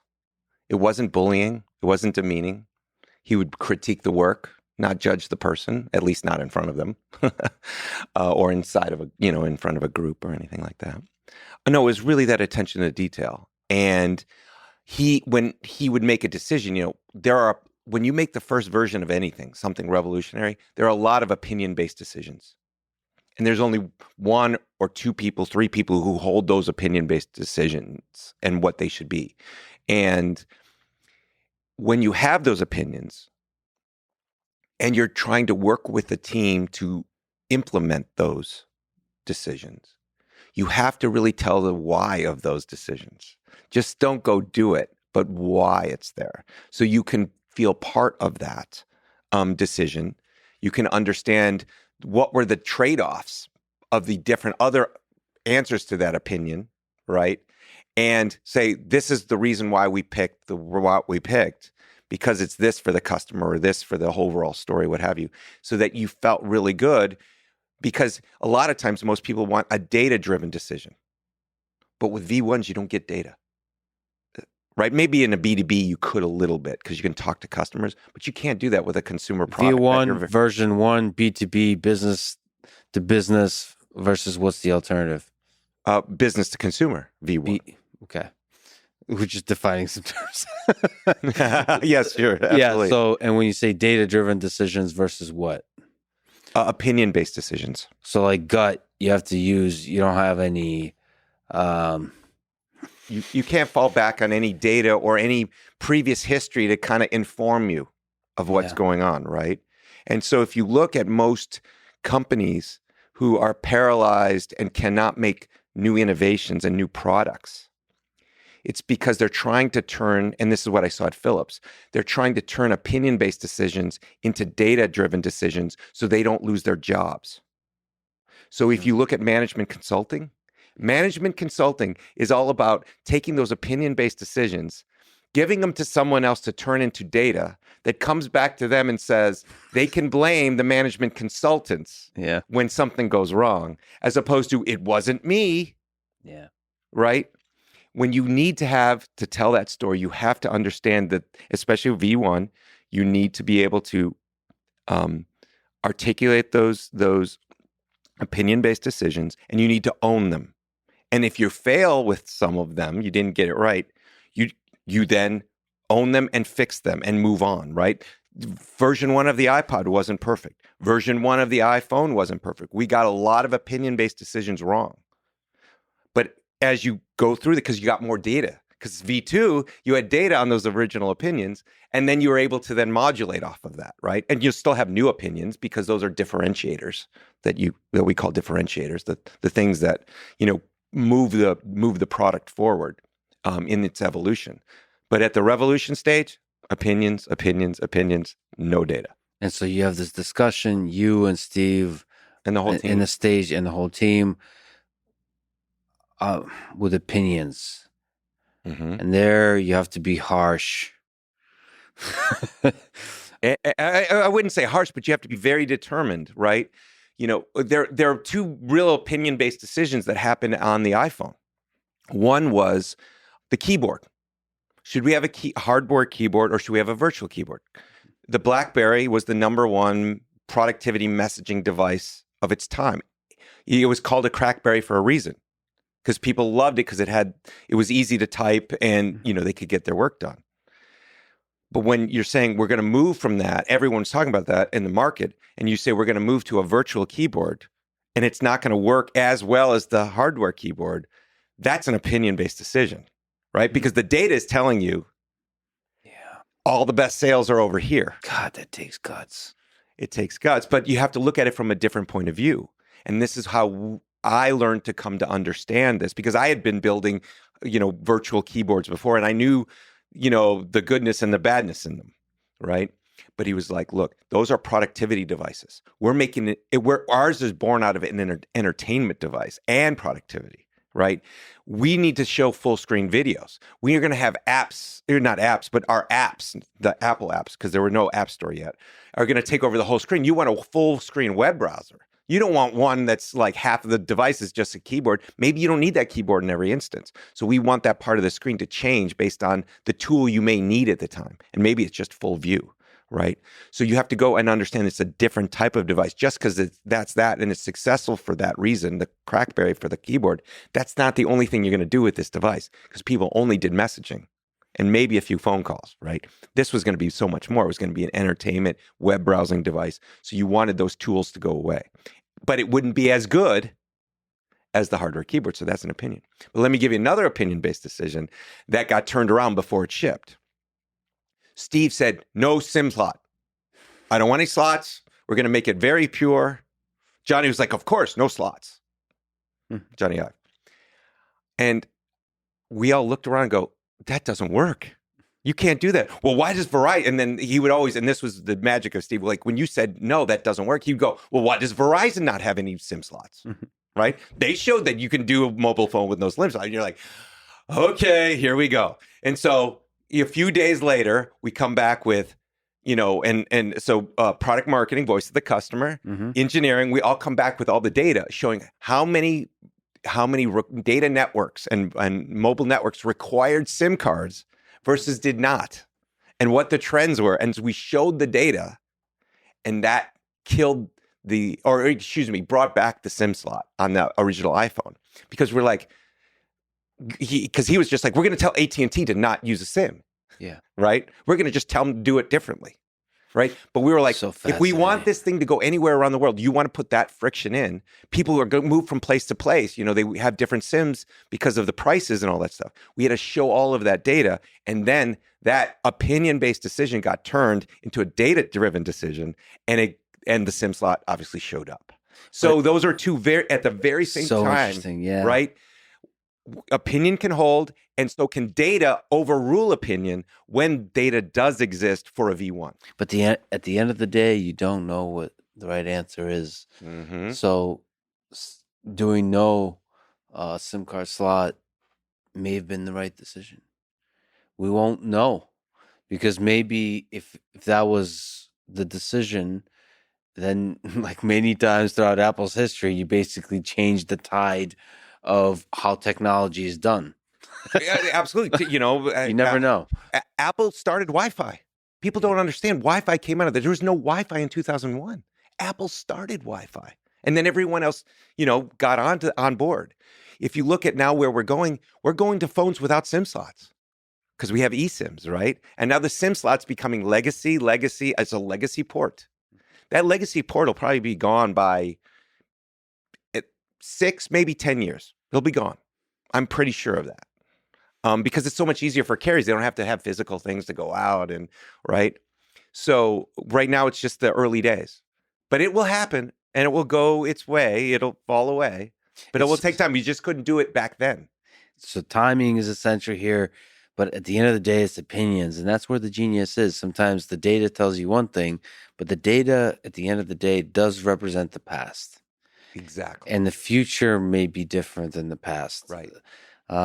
Sometimes there's wisdom in the past, and sometimes it's actually representative of something that should be overcome. And progress looks like leaving that stuff behind, like Right. the headphone jack. Right. I mean that when different folks were getting rid of the headphone jack, boy, that I would love to be a fly in the wall of those discussions. We had that. That was a discussion that happened almost every year. Yeah, that was an every year. Should we get rid of headphone jacks on the iPod? Yeah, right. When are wireless headsets going to happen? Right? And it took years to build all the right protocols, the chips, all those things to make the experience that is the AirPods today, right? To say have the confidence because Bluetooth was good, but it wasn't Apple-like. So that it's like we got to make our own chips. We got to make our own software stacks. Now we have the confidence to remove the headphone jack and actually make you pay $200 more for your iPhone that you were just paying because it's a headphone jack. Now we've grown our revenue. We've given a new experience to the user, right? And ta-da, and it's magic. And now the world's transformed to everyone, moving to that, right? But it took years to understand the problem, develop the technology and not just rush it to market to get a half experience, but to get it right and refine it, then ship it. And only then after, it was probably 4 or 5 years in development, just like the M1 processor, right? Mm-hmm. That was a work from 2008, right? Grinding away, then saying, okay, now we have the confidence we're doing our own silicon for all the iPhones and iPads and such. Now we're going to turn to the Mac and make sure we have the best processor, right? Not just that we have the best integrated design team. And then saying we're going to, and then besting everyone, making sure the softwares and the hardware is designed at the same time, making sure the kernels, all those things are going to use the best efficiency. And then popping it out. And then it feels seamless. It's magic. There were no, as far as I could tell, unless you were in real esoteric drivers or something like that, it just worked. It was magic. Like the transition, it was not even a speed bump. It was not even a crack in the road. So perhaps famously, Steve had a bit of a temper. Sure. Steve Jobs. Would you say his particular personality in this aspect was constructive or destructive in the process of shaping these opinion-based ideas? So in Build, I write a chapter called Assholes. Yes. And you lay out beautifully the types of assholes, and maybe you could speak to the constructive and the destructive types of assholes. Okay. So there's really two delineations that I've found of, real fundamental ones. And that is, again, the why. Why do I feel this person is an asshole? Mm-hmm. Okay. They might not be. I feel this is a person who's an asshole. Are they motivated by their ego? Or are they motivated by their mission? Something they're trying to do and doing in service of something else, right? Sometimes those lines can be blurry, but it's usually pretty clear. When it's ego motivated, it's clear they're just trying to get up in the ranks, push people down, shove people aside. I think we saw a president do that on a stage once. I'm me, and I'm the guy. right? And I'm going to prove it by pushing everyone away and being nefarious or what have you, either passively aggressive or aggressively aggressive. Mm-hmm. But they're doing about themselves. There's another one, which is someone who's so attentive to detail and unrelenting that they're trying to get the right things for the customer or in service of their mission. And they want to make sure we fulfill those things, right? And they really care. They don't micromanage all the details, but they micromanage the details where it touches the customer in some way. Mm-hmm. People who work with those types of people who are unrelenting and push you and might make you upset, a lot of times it's a knee-jerk reaction to go, they are an asshole. Get off my back. You're an ass. Blah, blah, blah, blah. Right? And you're protecting your ego. Because what's happening is that person is usually pushing you beyond your boundaries. They see something that we can do or you can do that you're just either not wanting to do for whatever reason. You're not confident in that. You're like, I don't want to take the extra time, and saying, no, we need to get that done, and pushing you. Okay. And so when we came to those areas, it wasn't just a one-on-one, but could be Steve against the team going, we need glass instead of plastic on the front face of the iPhone. And we're going to do this. And we're like, God, and so we did it. And he pushed us because he didn't know all the details, but he could see in our minds that we're like, we could probably, but man, it's really putting us in risk. And we laid out the risks for him. And he's like, I'm willing to take those risks. We'll do that. We're like, we might be 3 months late. He's like, this is so important. We need to stay on time. But it would be all the time, push, push, push. It reminds me of like kids growing up, and me as growing up, when your parents push you to make you grow beyond your boundaries, your personal boundaries. And you're like, God damn it, I'm sorry. But they do it for the right reasons. Now, let's see. It's not bullying. It's not about bullying. It's not about demeaning. It's about either pushing you to another part of the mission that needs to get done, or it's about critiquing your work, but not judging you. Yes. Right? Well, there's a lot to say there. So one, it's fascinating. It really is fascinating. And you laid out a very nice picture, but it does feel like there's sometimes gray areas, Yes. which is why it makes all of this very complicated. So one question I have for you in terms of glass on the iPhone, how important is it that, like Steve in that case, is right? Because I could argue each side. It seems like, in one sense, just having a strong vision and opinion is already going to make everybody grow, even if it turns out to be the wrong. As long as you are sort of standing your ground, Napoleon invading Russia or something in the winter, like, it's just not going to be a good idea. Good, right. It's not a good idea, but I'm going to hold to that. And then once you decide, you go all in. And then from that, even if the whole team knows it's the wrong decision, just sticking by it, powering through, you will learn through the pain of it. Like, everybody will learn. So that's one side. The other is maybe the asshole, the vision-driven asshole, gets to be more and more of an asshole if they have a track record of, through that process, having built people up, having made the correct decisions. Mm-hmm. They're not allowed to be an asshole. They're in rare air and no one can challenge them. Right. Steve was never that. That's the great thing. He was never unchallengeable. You could challenge him. Now the plastic to glass story is a perfect example of this. Yeah. So at the beginning of the project, well before we were going, we had always had these things about, plastic front iPods, these kinds of things, scratches and all that other stuff. So we said, we're going to have a glass or a plastic display, a cover for the display, because the display was glass underneath it. We argued back and forth about glass versus plastic, and then we all landed together on plastic. Okay? The original decision was plastic. Mm-hmm. And the reasons were, okay, we don't want to make a mistake. glass can break. People drop them all the time. So we don't want to have a fragile device because you're going to be using even more than a music player, right? And you're going to be holding your head and putting it in your pocket and misses and all that stuff. So we went down the road with plastic. When the product was shown at Mac World in 2007, the first time, that was plastic. We had just enough of them in the field at the time. We started seeing light scratches on the plastic.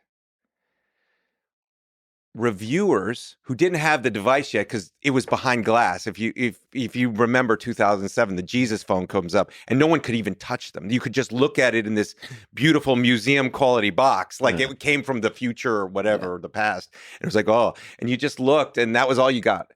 But then people said, well, what covers on that? Reviewers who knew better, and they're like, it's plastic. And they were like, really? And so there was enough of a doubt there. And then when we started to do it, and then Steve changed the frame of reference of the question or of the result of what the customer would think. And he was like, if we designed it with plastic and it's in their pocket all the time and it gets scratched by coins, lightly scratched, or by keys or something like that, that is a design problem. We need to fix that was our bad. If they go off and drop it, or even slightly drop it, and it cracks, it's the customer's fault. And they have less likelihood to complain. Yes, they'll complain, but they're part of that failure. Yes.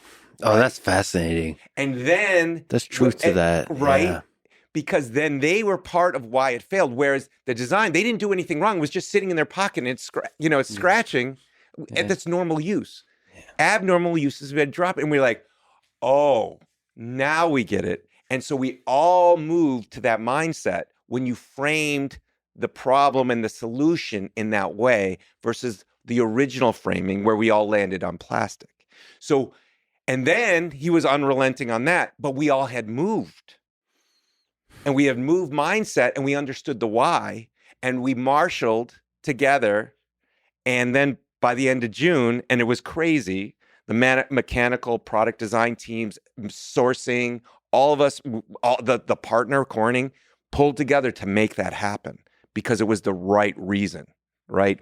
So this, you look at these stories and you hear just the top line rumors of the takeaways, but that's not usually how it all happened of like one leader was, that's not how Steve was. Now I've seen leaders who are just pounding, and just had no real empathy for the team and understanding the why. And it is the way I want it, right? I am the supreme leader. That wasn't like that. When he just had a very strong opinion. But it was challengeable. It was challengeable. And if you came with the right thing, you could modulate that, but you had to come with a team. It couldn't just be you. It had to come a team and data and to overcome, because it was a very strong opinion. And there's personal quirks of character, like you said. Bad days and good days. Bad days and good days. So there's also the three options you said. You notice that the third option is always going to be the one that's picked. Right, sure. Those kinds of idiosyncrasies. Idiosyncrasies. And that brings up another thing. Okay. You said challenge the idea, not the person. I'm somebody who has I have a temper. I use colorful language and so on. When on teams I work, in my private life, I'm much calmer and so on. But when I get really passionate with engineering teams, sure. And I've been called an asshole.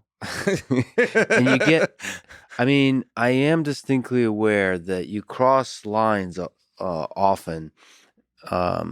There's like levels, right? Sure. You could. It has to do with language and how language is heard. So, for example, you could say a lot of stuff to me. You could swear. You could say stuff that sounds like I don't know, Lex sometimes I think you're the dumbest human on the face of the earth or something. I don't know. Sure. This sounds very personal, right? But I'm not going to take that personally. I understand what's being said. And then I'm also noticed that there's other people that take stuff more personally. Absolutely. This has to do with teams and figuring out like, okay, who's going to take certain words personally and not. And you have to know that's what makes a great coach, a great Right. leader, a mentor. You have to like factor all that in. But it just, there's something about just being an asshole and, being passionate and really driven that sometimes you do cross lines, and that's, I don't know what to do with that because it feels like it comes with the territory. Like you have, it seems like you can't just have a perfectly optimized. No, absolutely not. We're humans. Yeah. We're humans. We don't have a program. Everyone's programmed the same way to react the same way to given stimulus, right? Yeah. So, you said, I don't know if this was a real example, but you said, oh, you're the dumbest human on earth or whatever. I would never say that.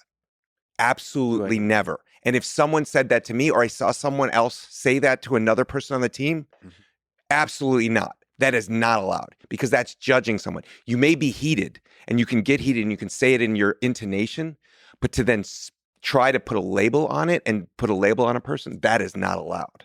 So if you let that kind of culture happen and it becomes somewhat, sometimes it's in jest, it has to be very much in jest, and those two people have to have a really good working relationship. But other than that, I'm sorry, it's going to be a lot more, you could say, aseptic in that way that you're not going to add that stuff in, but you can do it with all other types of ways without saying that, because then people who do react to that kind of language and don't have those shields because they might not have that same confidence level that you do, and you can just brush it off. That can be very cancerous in a team because people then meme that, and then they see, oh, that's the right way to be. You got to snuff that out, and you got to be that. You got to be that change or that model that you want to show the team. Yes, it's true. Even if it doesn't affect me, it's going to affect a significant enough fraction of brilliant people where that shouldn't be part of the culture. Exactly. And other people see that happen and then, oh, I guess that's acceptable, right? Just like politics in the workplace. Is that acceptable or not? I call it out exactly when I see it in front of everyone, right? Mm-hmm. Because it's just another ego-driven thing. You have to set the tone as a leader for what you want your organization to be and how it gets reflected in the world. And you have to uphold that. And you can have an excursion outside of that, but you have to go back and say, I'm sorry. Yeah. Yeah. You have to go and apologize, heal, and say, I was not the person I wanted to be that day. I'm really sorry. Yeah. And even in front of the team. And have that humility and say, we're all human here. And just because I'm the leader doesn't mean I don't make mistakes. So have the self-awareness, apologize. Exactly. And that's also part of the culture. Oh, yeah. How are you different from Steve as a leader and designer? So you've spoken about sort of what made you stronger, which is he was able to challenge, he was able to push you to bring out the best. Well, I come from the technical angle, right? Deep technology, software, hardware, systems thinking, implementation, all that stuff. So I have a different bent. He wanted to be an engineer, but really he was much better at all the other things, the storytelling, the interfacing, and being the voice of the customer and being that product marketer in a way, right, that we talked about. I grew into being the product marketing, the marketing. He came really out the other way. Right. And never got really deep technically. So that's two different mindsets. One's not better or worse. It's just that's how it is. And it takes all kinds and all kinds can do great designs. Did it manifest itself differently? Just the fact that you came from those different places? Absolutely. Like what? So like the discussion about glass on the iPhone was probably had a different flavor to it. Sure. When you started getting into the technical details, enough so you're getting into the third order technical details, and he can't argue with that anymore. Then with someone like, he's like, okay, at some point he's like, I can't win this war. Like, and he learned that very early on because he didn't like the way the look of the Macintosh board, the PCB, was laid out.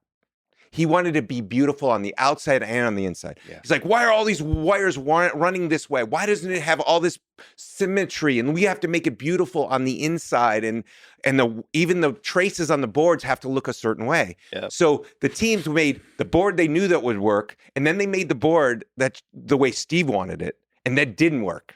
And then Steve instantly figured out, like, at some point, don't micromanage every single detail. There's some things he doesn't know enough about. And so he would get out of that. But that was one of those instances where he pushed really hard, and that's his opinion. So they said, okay, we're going to make it a data-driven decision, and we're going to make both. And we're going to show you the results, right? And then from there, he didn't get into those details. So from that, you could have a great challenge, right? Because then you could get those data and say, we can't do that. And let me show you why. Or we can do that. And then Steve would go, you can't do that. And you're like, oh, we can do that. Let me show you. Right. So there's certain times when you were like bringing something to reality that he didn't think could exist. Right. So it was always that creative tension, that interaction that was so successful. Right. I think, but there was one other fundamental thing that was different, and that it graded on the team. And that I made sure, and I learned from, to not do, and I maybe overdo now in the opposite direction, which is when there's a great idea that comes from the team, acknowledge that person and go, that is a great idea. As the leader, the opinion driven, that's a great idea. Let's build on that. Let's see if that can do that. Or it's a great idea, but not for now. Put it aside. But call out when people have great ideas, because it's infectious.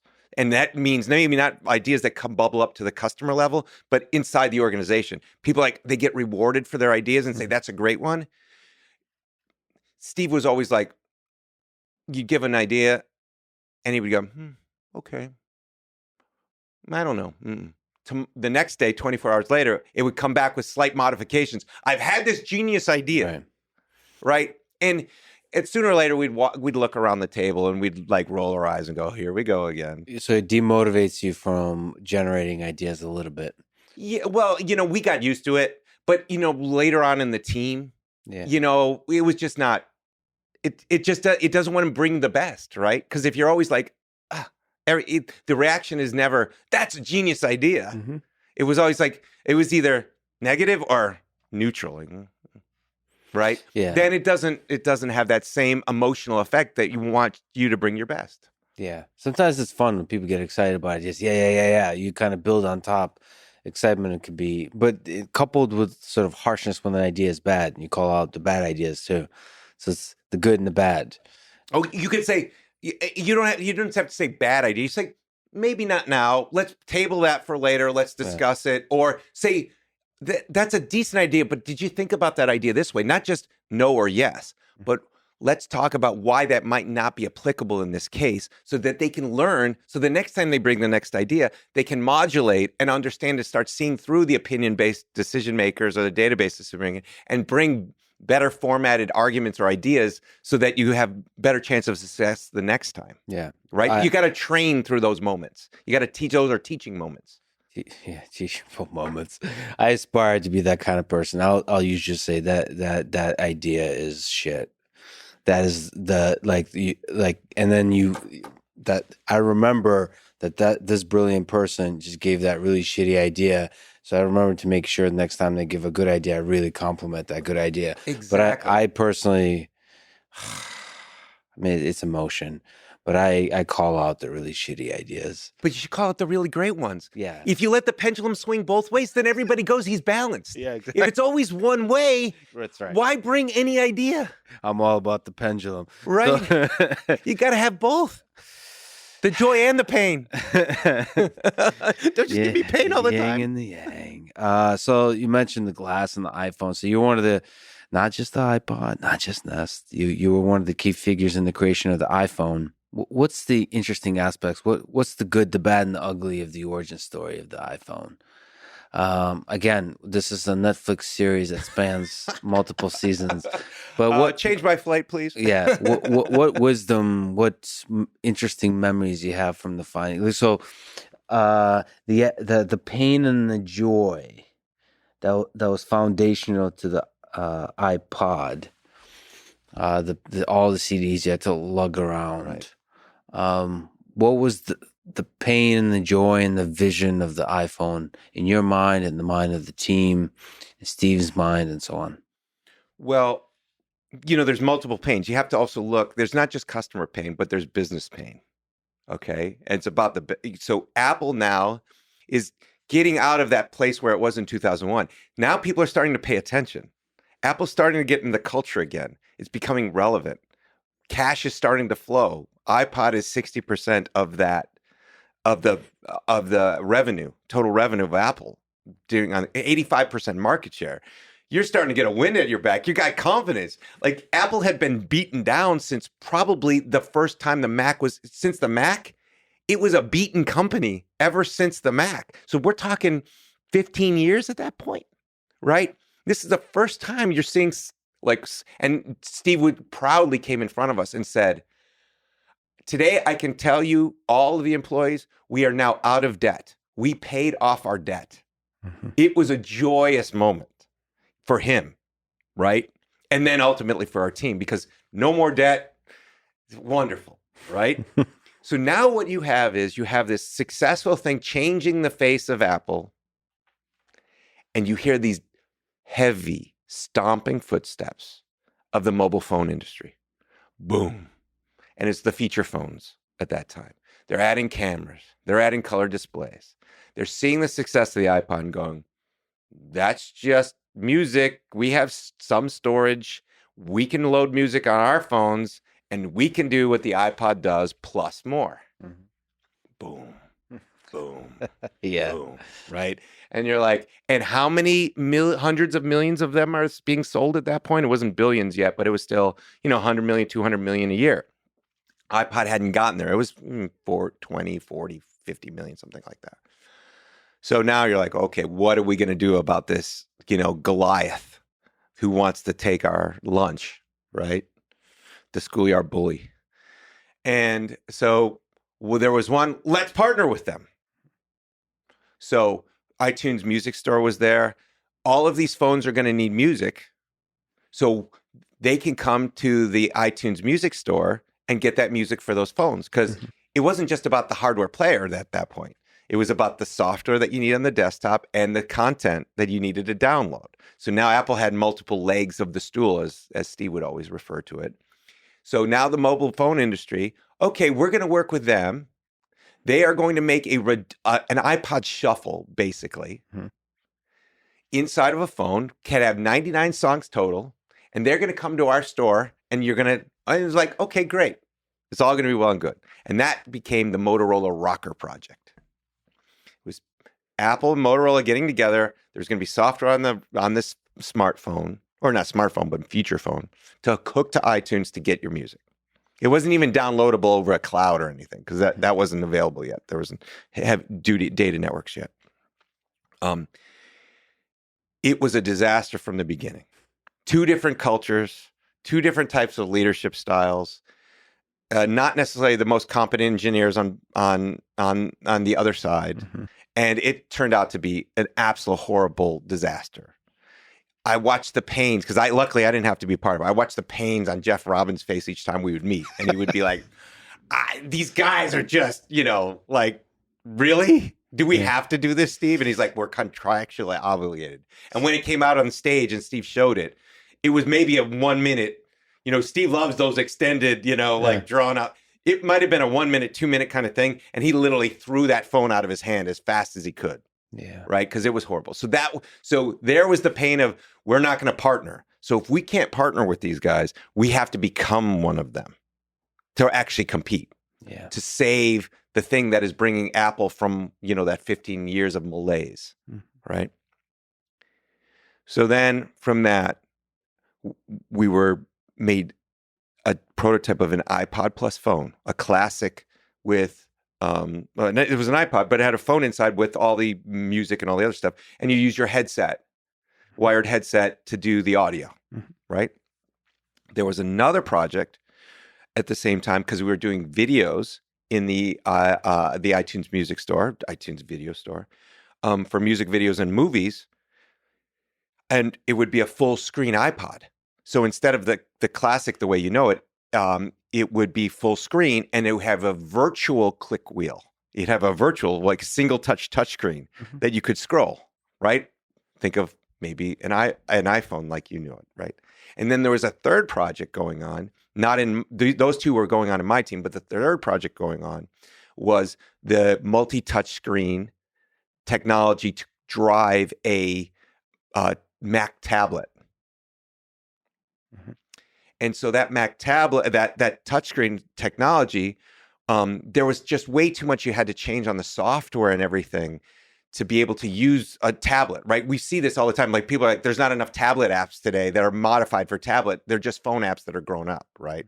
So then they would just be Mac touch stuff. So you'd have to have a whole developer community.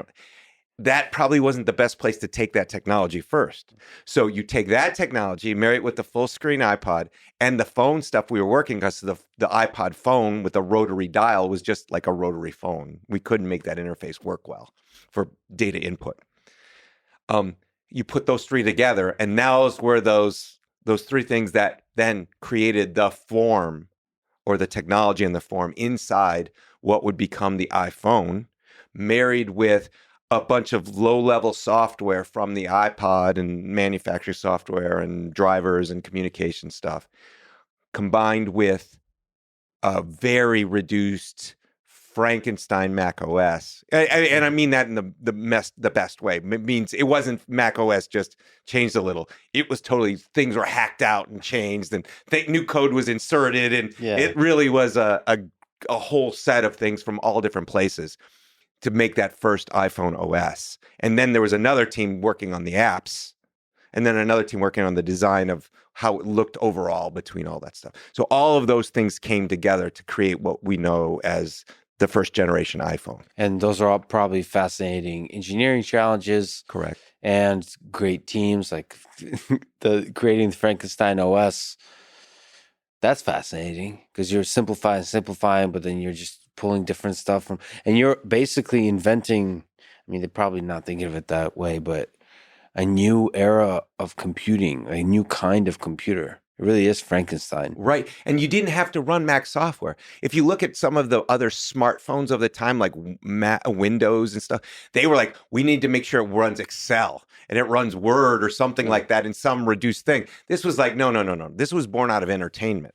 So we didn't have to go and take all the same application, all those other ones was about compatibility. This was about a whole new way of being. What did you think about the Steve Jobs presentation of the iPhone, the sort of the first iPhone, phone, internet communicator, and an iPod in your pocket? Yeah, you're going to sort of present you're announcing 3 new products, kind of thing, and then saying that it's all in one. Just this is a good example, one of the sort of historic presentations of a product. Clearly there's like some showmanship that works, some reason it works. Right. It doesn't always work. It often doesn't work, but it did in this case, and it often did for Steve. How did that feel? What part of the design process was that presentation? You know what I mean? Like from the early, because you said, sure. So consider the why, the press release at the very beginning.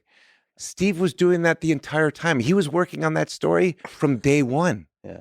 He was pitching us this, and then this, and then he would look at our faces, because most people wouldn't, at least if you're working for him, wouldn't tell him what you really thought of what he was saying, but he would look at your faces. Yeah. And then he would talk to a few real trusted confidants outside of the organization and see what they thought. Right. And they could give him feedback on it, and they could really challenge him, but he would also look at their faces and go, And so when you see that, then he would modulate it and change it slightly and change it. So he was working during all of that time on the story and the storytelling, right? And the whys, while we're working on that and helping us refine it, just like the switch from plastic to glass, right? All the time working on that. So when he comes out on stage, he does something that every marketer is told not to do. Say, these 3 things are now combined in one. That is like they say that is the laziest form of storytelling possible for marketing. Right? Yeah. Right? But it was the best one because it was all those pains. It was like, I want my iPod, but I want my communications and I want my internet browsing because I want it on the go so I can look up things because it was information. And when you were on the road, you had a laptop, you had an iPod, and you had a phone and you had to carry all of these things with you at once. Mm-hmm. Now we're going to solve that pain for you and put it all together. So he was just showing you the pain and beating that virus of doubt and going, it's now in this one magical thing. And he could come up and masterfully tell that story because he told it almost every day to all of these people inside very quietly. And then it was just, right? It was like a Tony Award winning play that had been worked on for 10 years. But also the human came through, the timing. It was all that. It was all of it. And of course, he was dramatic at certain points and he would raise his voice and a wry smile or whatever it was. Right. It was all those touches. Magic. He was an actor as well as a storyteller. Yeah. And but it was the truth, right? The truth came through. It was a nonfiction story. Yeah. And then he added those personal flourishes on top of it for dramatic effect. It's amazing. So there's a designer you mentioned, Jony Ive. You both are brilliant designers, great human beings. There were some battles fought in the distant past between the two of you. Looking back, what is the positive characteristics of Jony that made you a better person and designer, having worked with him?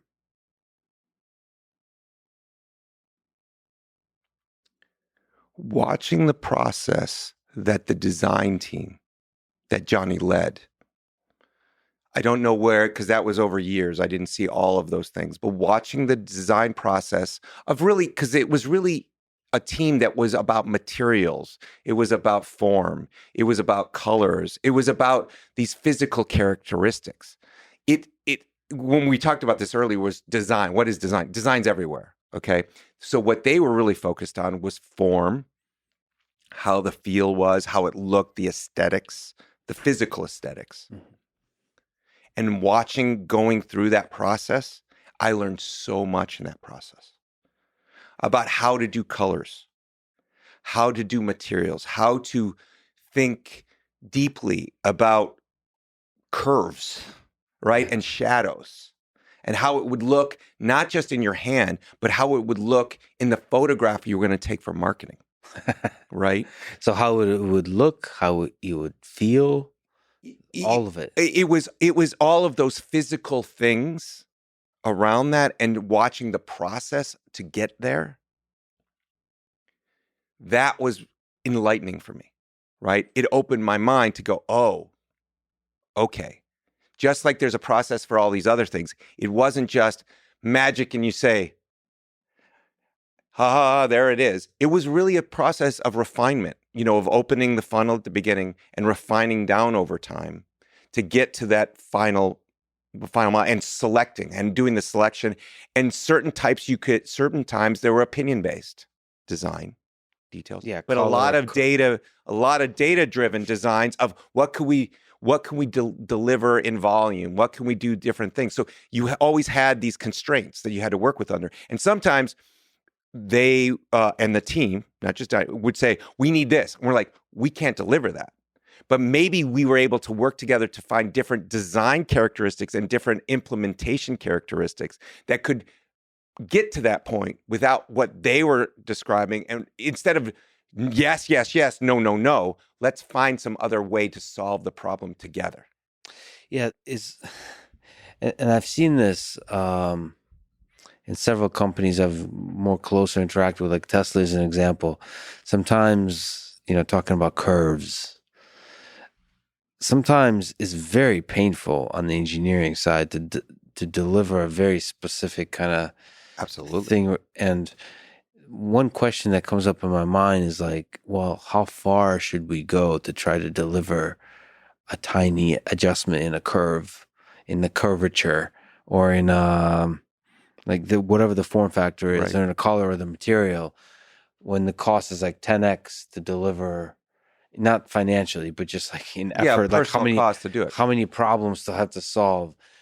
I don't know if you can say any wisdom to that, because Because when you're thinking about curves, you're designing in the space of ideas. You're like platonic forms kind of thing, not always grounded to like how much this is, how much pain is going to be involved in delivering this. But that's as you should, perhaps, because then if you're always thinking about the pain required to deliver this thing, you'd be too conservative. You wouldn't do the wild ideas. Right, exactly. But you have to understand again the why behind it. And at Nest, when we had limited resources, putting a screwdriver in the box, a custom designed screwdriver in the box, was born out of those experiences I had at Apple and seeing how you can create something that's emotional. It's part of marketing and it's part of the product experience overall, even though it seems extraneous. I went back and made the design team and the mechanical team change some curves on the Nest Protect, the smoke and CO detector we did at Nest, after they had already tooled it. And I said, they're saying this costs more. I said, it doesn't look right. But they're like, oh, well, I said, no, you're going to go back and you're going to make that change. I told we needed to do it. We had a better looking model that is going to get done. I know it's going to be a terrible cost to you, but we already had this discussion and that's the way it's going to have to be. And I'm sorry, but it is what it is. And, because it's better for the customer and it looks better in the pictures and all the other stuff. And then we did it and it was great. And everyone agreed it was great at the end, but it was pain to get there.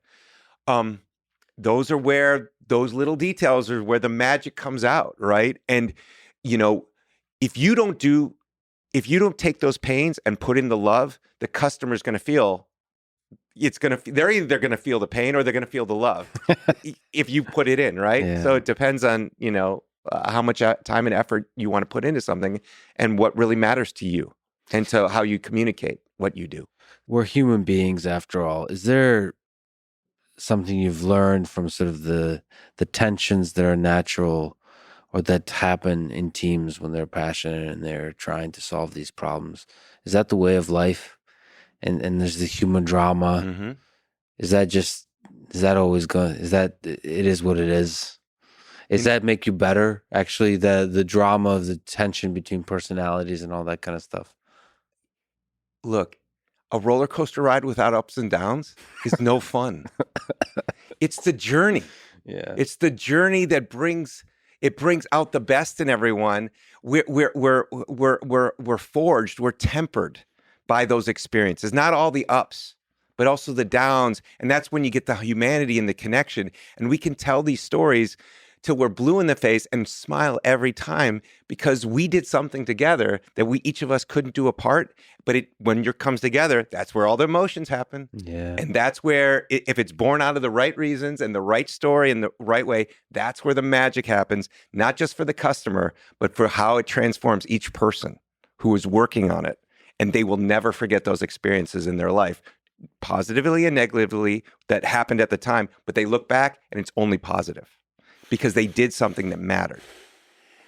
Yet another brilliant idea that you brought to life is Nest thermostat and the big umbrella of Nest.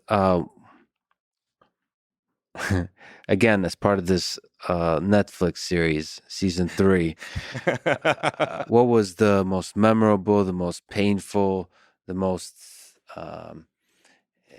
insight-laden challenge you had to overcome to bring Nest to life? Well, the first thing for me was making someone care about their thermostat. Right. No one considers it. They never had any customer choice. They didn't install it. They usually don't even use it because it's so complicated or what have you. They bitch at it. They hide it in the corner and then they just pay the bill, right? Of whatever it is, right? It's totally unloved, unconsidered, right? So how do you wake up, like I said, the virus of doubt, how do you wake that up and get people going, remember every day when you go in and it's like, you're just frustrated and then you get the bill and you pay the bill. So you have to do that. So that was one thing. I think the other big one was not delivering, all of it was hard, right? It was constrained. We had only so much stuff. We were bootstrapped. We didn't have massive funding. We didn't get hundreds of millions of dollars. But we did it for the right reasons. But I think the other big part of it was not just building a disruptive product, because a lot of the people on the team had done that. We knew what we were doing, and that was, if we got the design right, we could deliver it with enough time. It was getting the disruptive go-to-market. In other words, how to take that product from the end of the production line and get it into the customer's hands. Because there was no retail or customer choice in thermostats. It was never a considered purchase. They never thought they had choice. Some guy, usually in suspenders and a butt crack, told them, looked around, looked at their house and said, this looks like somebody is well-to-do. This thermostat is now going to cost you $350. Thank you very much. And you're like, I'll take whatever you give me, right? And then it goes into another house, it's worth $100, but it's the same damn thing, right? So there's no price transparency. There was no choice. You just got what you were given. So how do you go and this was an entrenched industry. That's why there was no innovation in it, because it was doing just fine because every house needed them. All the installers were programmed by the product deliverers by bonuses and bonuses to say, you're going to only carry our product, and if you sell this many, you're going to get a free trip to Hawaii. Right? Yeah. And for these guys who install, I get a free trip to Hawaii. That's dream for them, right? So this whole channel was fully controlled by the product guys, and it was almost monopolistic in a way. So how do you go around that? So creating a disruptive go-to-market channel. One was direct to consumer, right? And all the marketing that was necessary to get that message across. Another one was getting the installation right. No one was self-installing thermostats. So how do we get enough people who are early adopters to be able to self-install them confidently? So they didn't still have to call the guy to come and install it, because then he would say, this is a crap product. No, I got the much better product, right? Yeah. So you had to get rid of that friction. And then ultimately, how do you get the people who were not just early adopters, but people who needed to see it and touch it before they bought it? How do you get that into retail when the large brands of the time of thermostats and Home Depot and Lowe's had contracts that they couldn't bring in any other brands? Mm-hmm. They were owning the channel all the way to where there was any sort of slight customer choice. And it was really contractor choice more than it was end consumer choice. So all of that had to be innovated along with the product. And so to me, that was a huge challenge and something I had never done, most of us had never done. And we had to create, that was as much as a project as actually delivering the product itself. So it turned out to be a giant hit. And it was acquired by Google for $3.2 billion. As a founder and leader, just out of curiosity, in these cases of acquisition, is it always a good thing? Is there any part of you and the team that considers saying no? Oh, we considered saying no all the way along the process, right? We had all been in big companies before. We knew what it was like and the politics and all the other stuff. And what I came to learn, especially from Philips, because Philips was it was 375,000 people. It was massive company, right? And tons of politics. And I was like, do we want to go back into that world? Because I had so many negative experiences from that. But then going to Apple, which was, not big, but it was big enough that it could have all these dynamics. But then when you saw a leader rise up and get rid of those dynamics or not allow many of them to flourish, then you're like, oh, with the right leadership, this can be a beautiful marriage, right? And so for 4 months, we were working together with them, with Google, to make sure that we had the right leadership and we were going to be in the right environment, that it felt right. So that happened. It absolutely happened. We worked on all the details. We didn't even talk about price. We were talking about, how's the brand going to work? Who's the team going to work with? How are we going to get IP? How are we going to do exchanges? How are we going to get budgets and all that stuff done? So we worked through all of that before we actually sealed any kind of deal, because they were already an investor in the company. So we already knew, they knew relatively where the end point was for the price.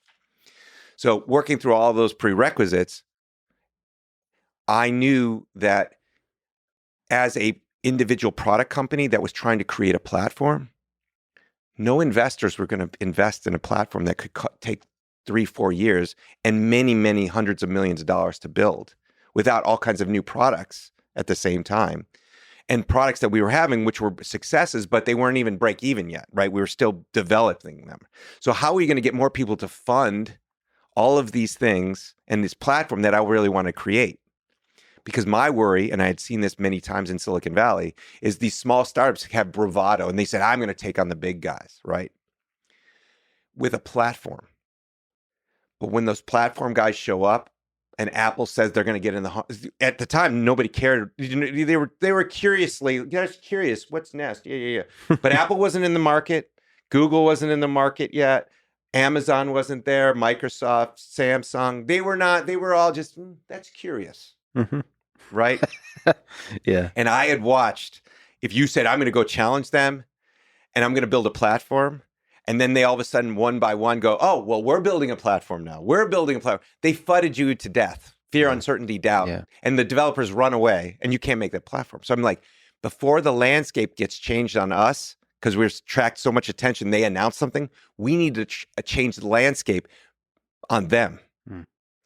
Let's go to the best place where we can build out the platform, have the right leadership behind us to help us grow this thing into what the vision it should be. And that's what we believe we were doing with the Google acquisition. Is it possible to take on the platforms? So you said there's a lot of startups with bravado and all that kind of stuff. Right. Doesn't mean, James Joyce, when he was 20, said, I'm going to be the greatest writer of the 20th century. Before he wrote anything of value. One of them might be actually right.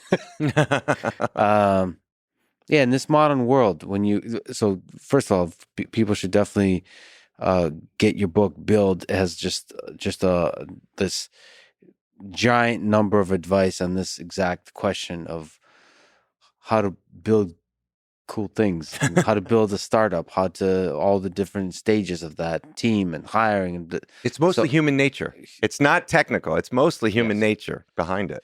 And it turns out it's, turtles all the way down, that's human at the bottom. Yes. So is it possible to build startups that take on the big guys, whatever that is of the modern era? So for now, it's these platforms of Apple, Google, Twitter. I don't even know. Meta, I guess, called now. Sure. Is it possible to take them on? Absolutely. But you don't take them on their same turf. You take them on the turf they're going to want to have in the future, right?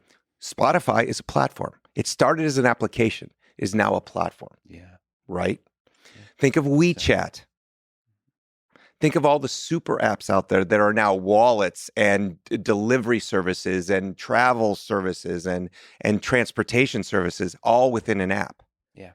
They've innovated in a different level, in a different space that the platform companies weren't, right? Or Google was an app company. It was solving search. And then it became a platform company. Apple was solving personal computing, and then or iPhone was doing, solving internet browsing, all that stuff. And then it became a platform company when the App Store was added. If you look at there's no such thing as building a platform company. You build a great app first, and then you can expand it and have the right to become a platform.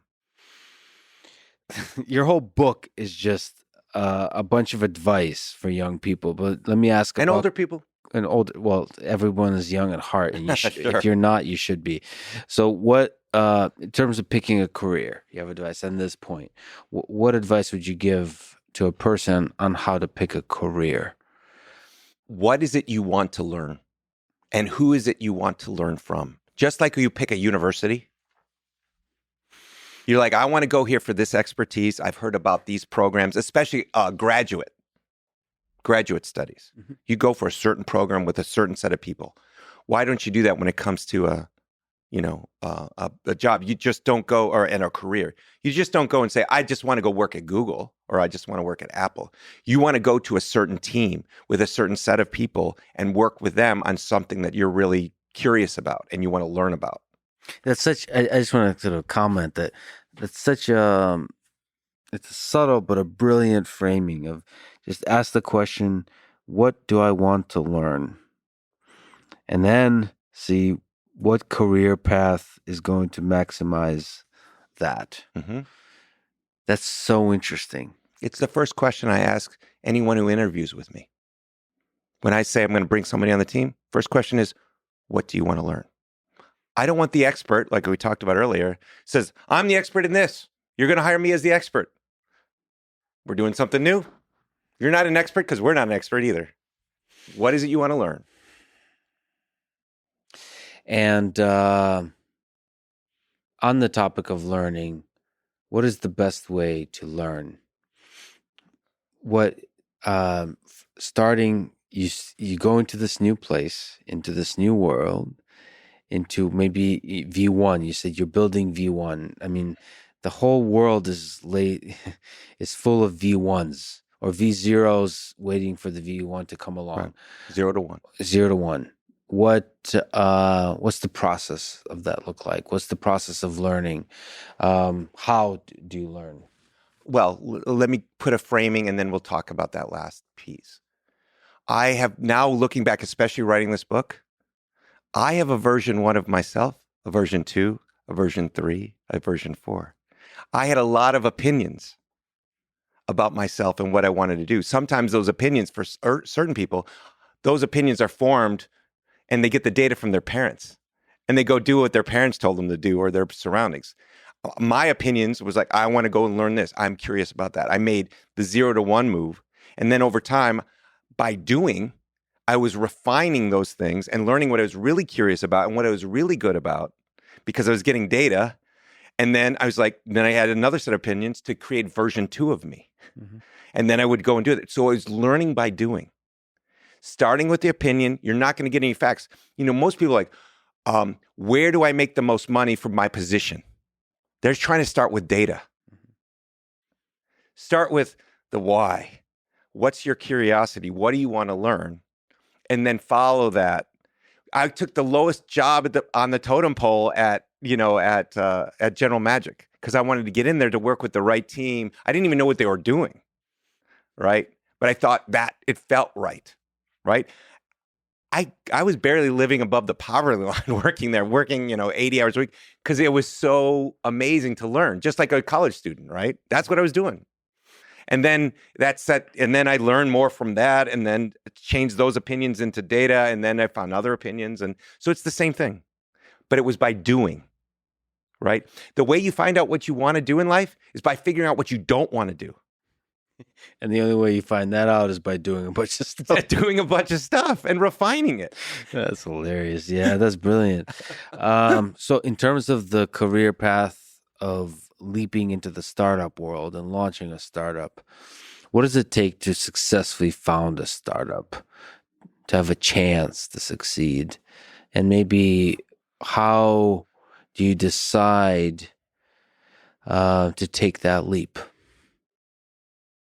Is there sort of having been part of many V1s, some of the most successful V1s ever? What's it take to take that leap? Maybe leave your job, a cushy job at a company, right, and do the startup. What does it take? It takes belief in yourself. That's the first thing. Belief that you can do it. Hopefully with mirrors or mentors around you or coaches around you to make sure you know you're not crazy. It's a crazy smart idea, but you're not crazy and you're just working on something as a lone mad man or woman. Mm-hmm. You have a great idea. And like I said, great ideas chase you. You can, in this world, there are so many people who have more ideas than they have time to implement. I used to be like that. I would oh my God, I have this idea. And you try to do all of them. Mm-hmm. But the best ideas are the ones that you can really focus on. And you shut out all those other things and you bring them other ideas into the thing you're trying to do. So I try to run away from a great idea. And then it stalks me. Yeah. It hunts you down because you're like, that's going to have this problem. I'm going to put it aside. And then all of a sudden, a few days later, I think I know how to solve that problem. Or I talk to somebody and you're just always kind of niggling around the edges of it. And then at some point it's like, it becomes like this black hole that just sucks you in. You're like, I can't think about anything else but this. It's almost like a relationship in the world, right? You know, when you have it with you find your partner, you know, you're like, Wade, something. And then you're trying to and then all of a sudden it comes together, right? It's kind of like that. Ultimately achieve focus. See, I'm different. I just dive right in. I used to do that too. I used to dive right in. Yeah. But I learned that you need more time. effective to run away from it. Run away from it. And so it chases you because it makes you think harder about that story. This is not dating advice. We're talking about startups. But ultimately, so you have achieved a focus on it.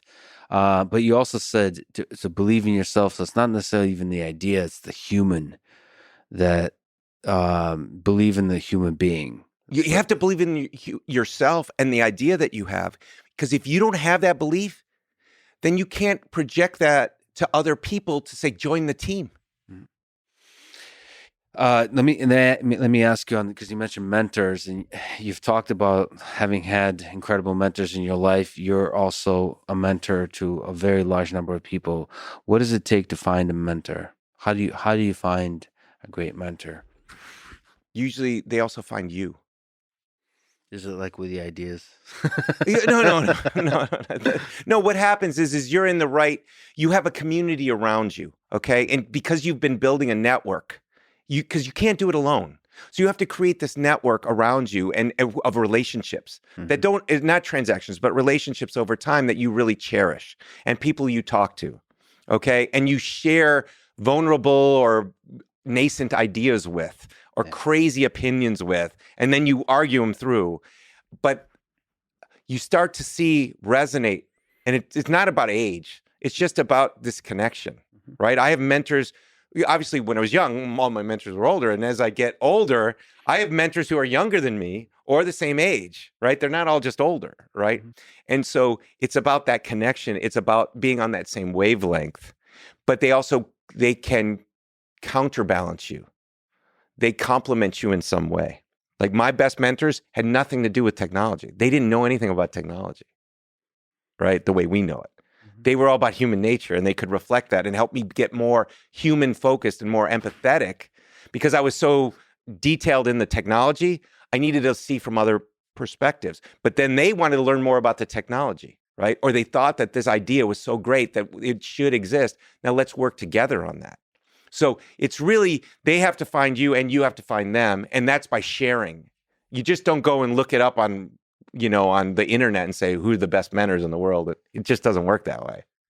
So form a network of people and see where, it's like finding relationships, finding love, and all that kind of stuff. Human nature. Venture capitalists, money. Do VCs help or hurt a business in general? So like in those early stages in the chase of developing a V1, just what's the constructive and destructive power of money in the development of a brilliant idea and the deployment of a brilliant idea? I have seen brilliant venture capitalists. I have seen horrible ones that care about their LPs more than they care about the entrepreneurs.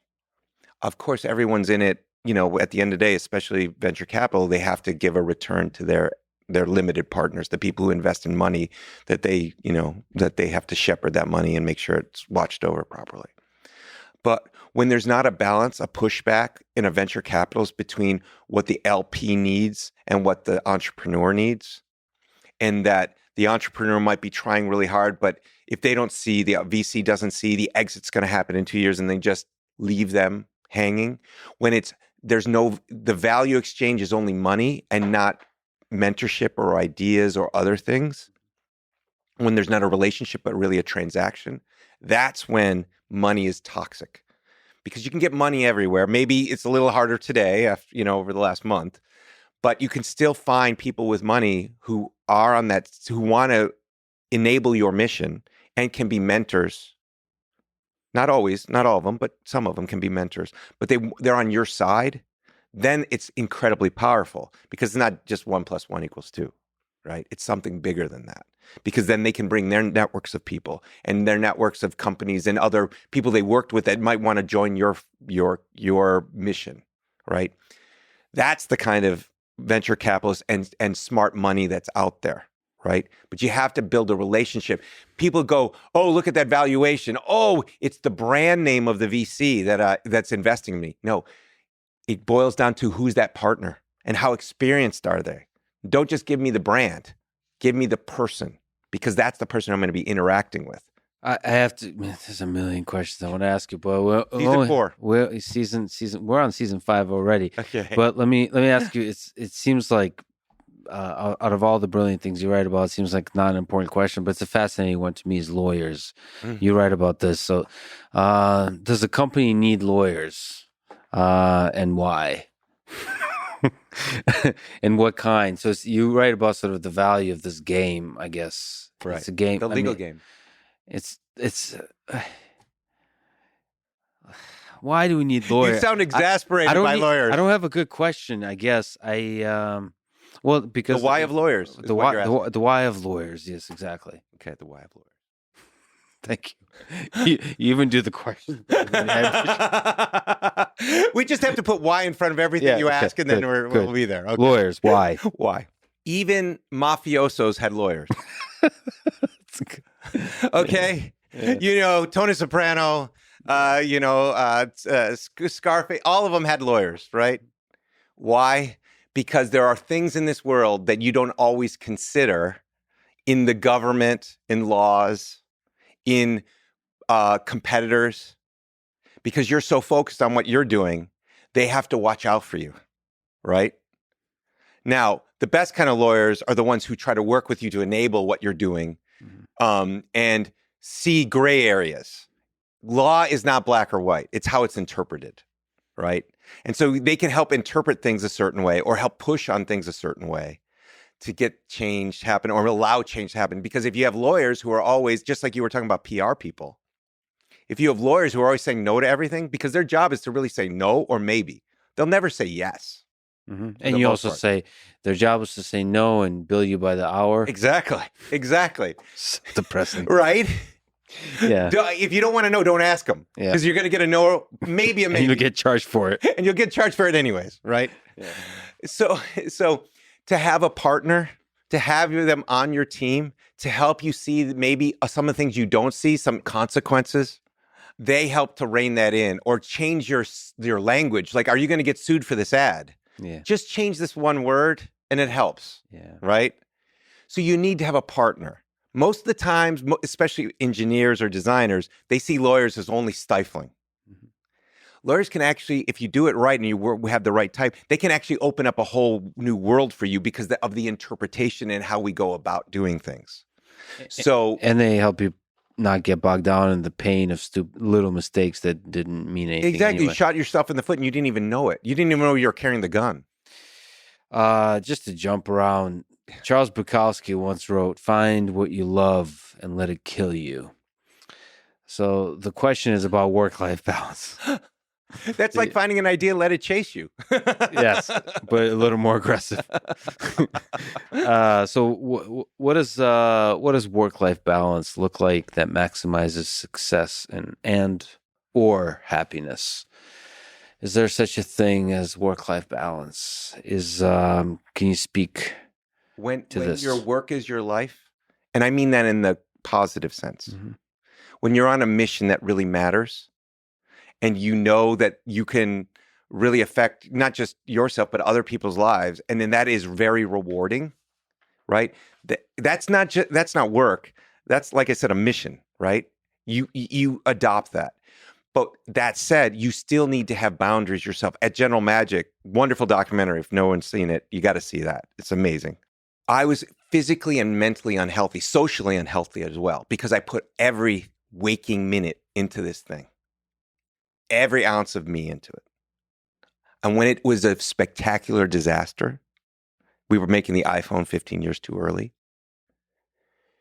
The bottom fell out. I had nothing left. I had to get healthy socially, emotionally, physically after that trauma.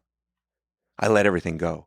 I learned from that you have to, even though you might put everything into your work, you need to find balance outside of it. Now, that doesn't mean you're always, it's 3 days a week working and 4 days a week or whatever it was, you're still working as hard as ever. But what you're doing is you're making sure when your thinking time is during work, that you're not ruminating at 3 a.m. You use the tools that you have to put those ideas into databases or on pages or somewhere else so you can go back and look at them. So you're not always having to remember, because what happens is most people don't write the stuff down. So they just sit there and I got to remember this. I got to remember this. I got to remember this. If you just put it into the tools and you can come back to it, you can come back fresh. Yeah. A lot of the time is about ruminating about what I need to get done and remembering everything instead of doing the work. That's fascinating. So if you just put it down on paper, you can actually escape it. Right. Escape it for a time, to have peace for a time. You mentioned general magic, and let me ask you the Russian question. The Russian question. What's been the darkest moments of your life? Where are some of the darkest places you've gone in your mind? You've talked about, if you're doing these kinds of things with startups, you're going to have to face a crisis. Right, absolutely. If you're doing it right, you're going to face it. So for you personally, where were some of the tougher moments in your life? Growing up, I went to 12 schools in 15 years. I was always the new kid. Put yourself in those shoes, right? What were you picked on? Well, absolutely. But even more so, I was the geek with the computer. Remember the nerds in the 80s? You probably don't know this, but believe me, we were made fun of. What were these computers? What were these things? You're off in a cold. They're all off partying or going whatever it was. And I'm sitting there like, ugh. And they're like, this guy is just this alien, right? Who's this new guy who just showed up? And then, you would ask the smart questions and you couldn't be the smartest because then you get picked on too. So and you're the new kid. So you're in this environment that's ever changing.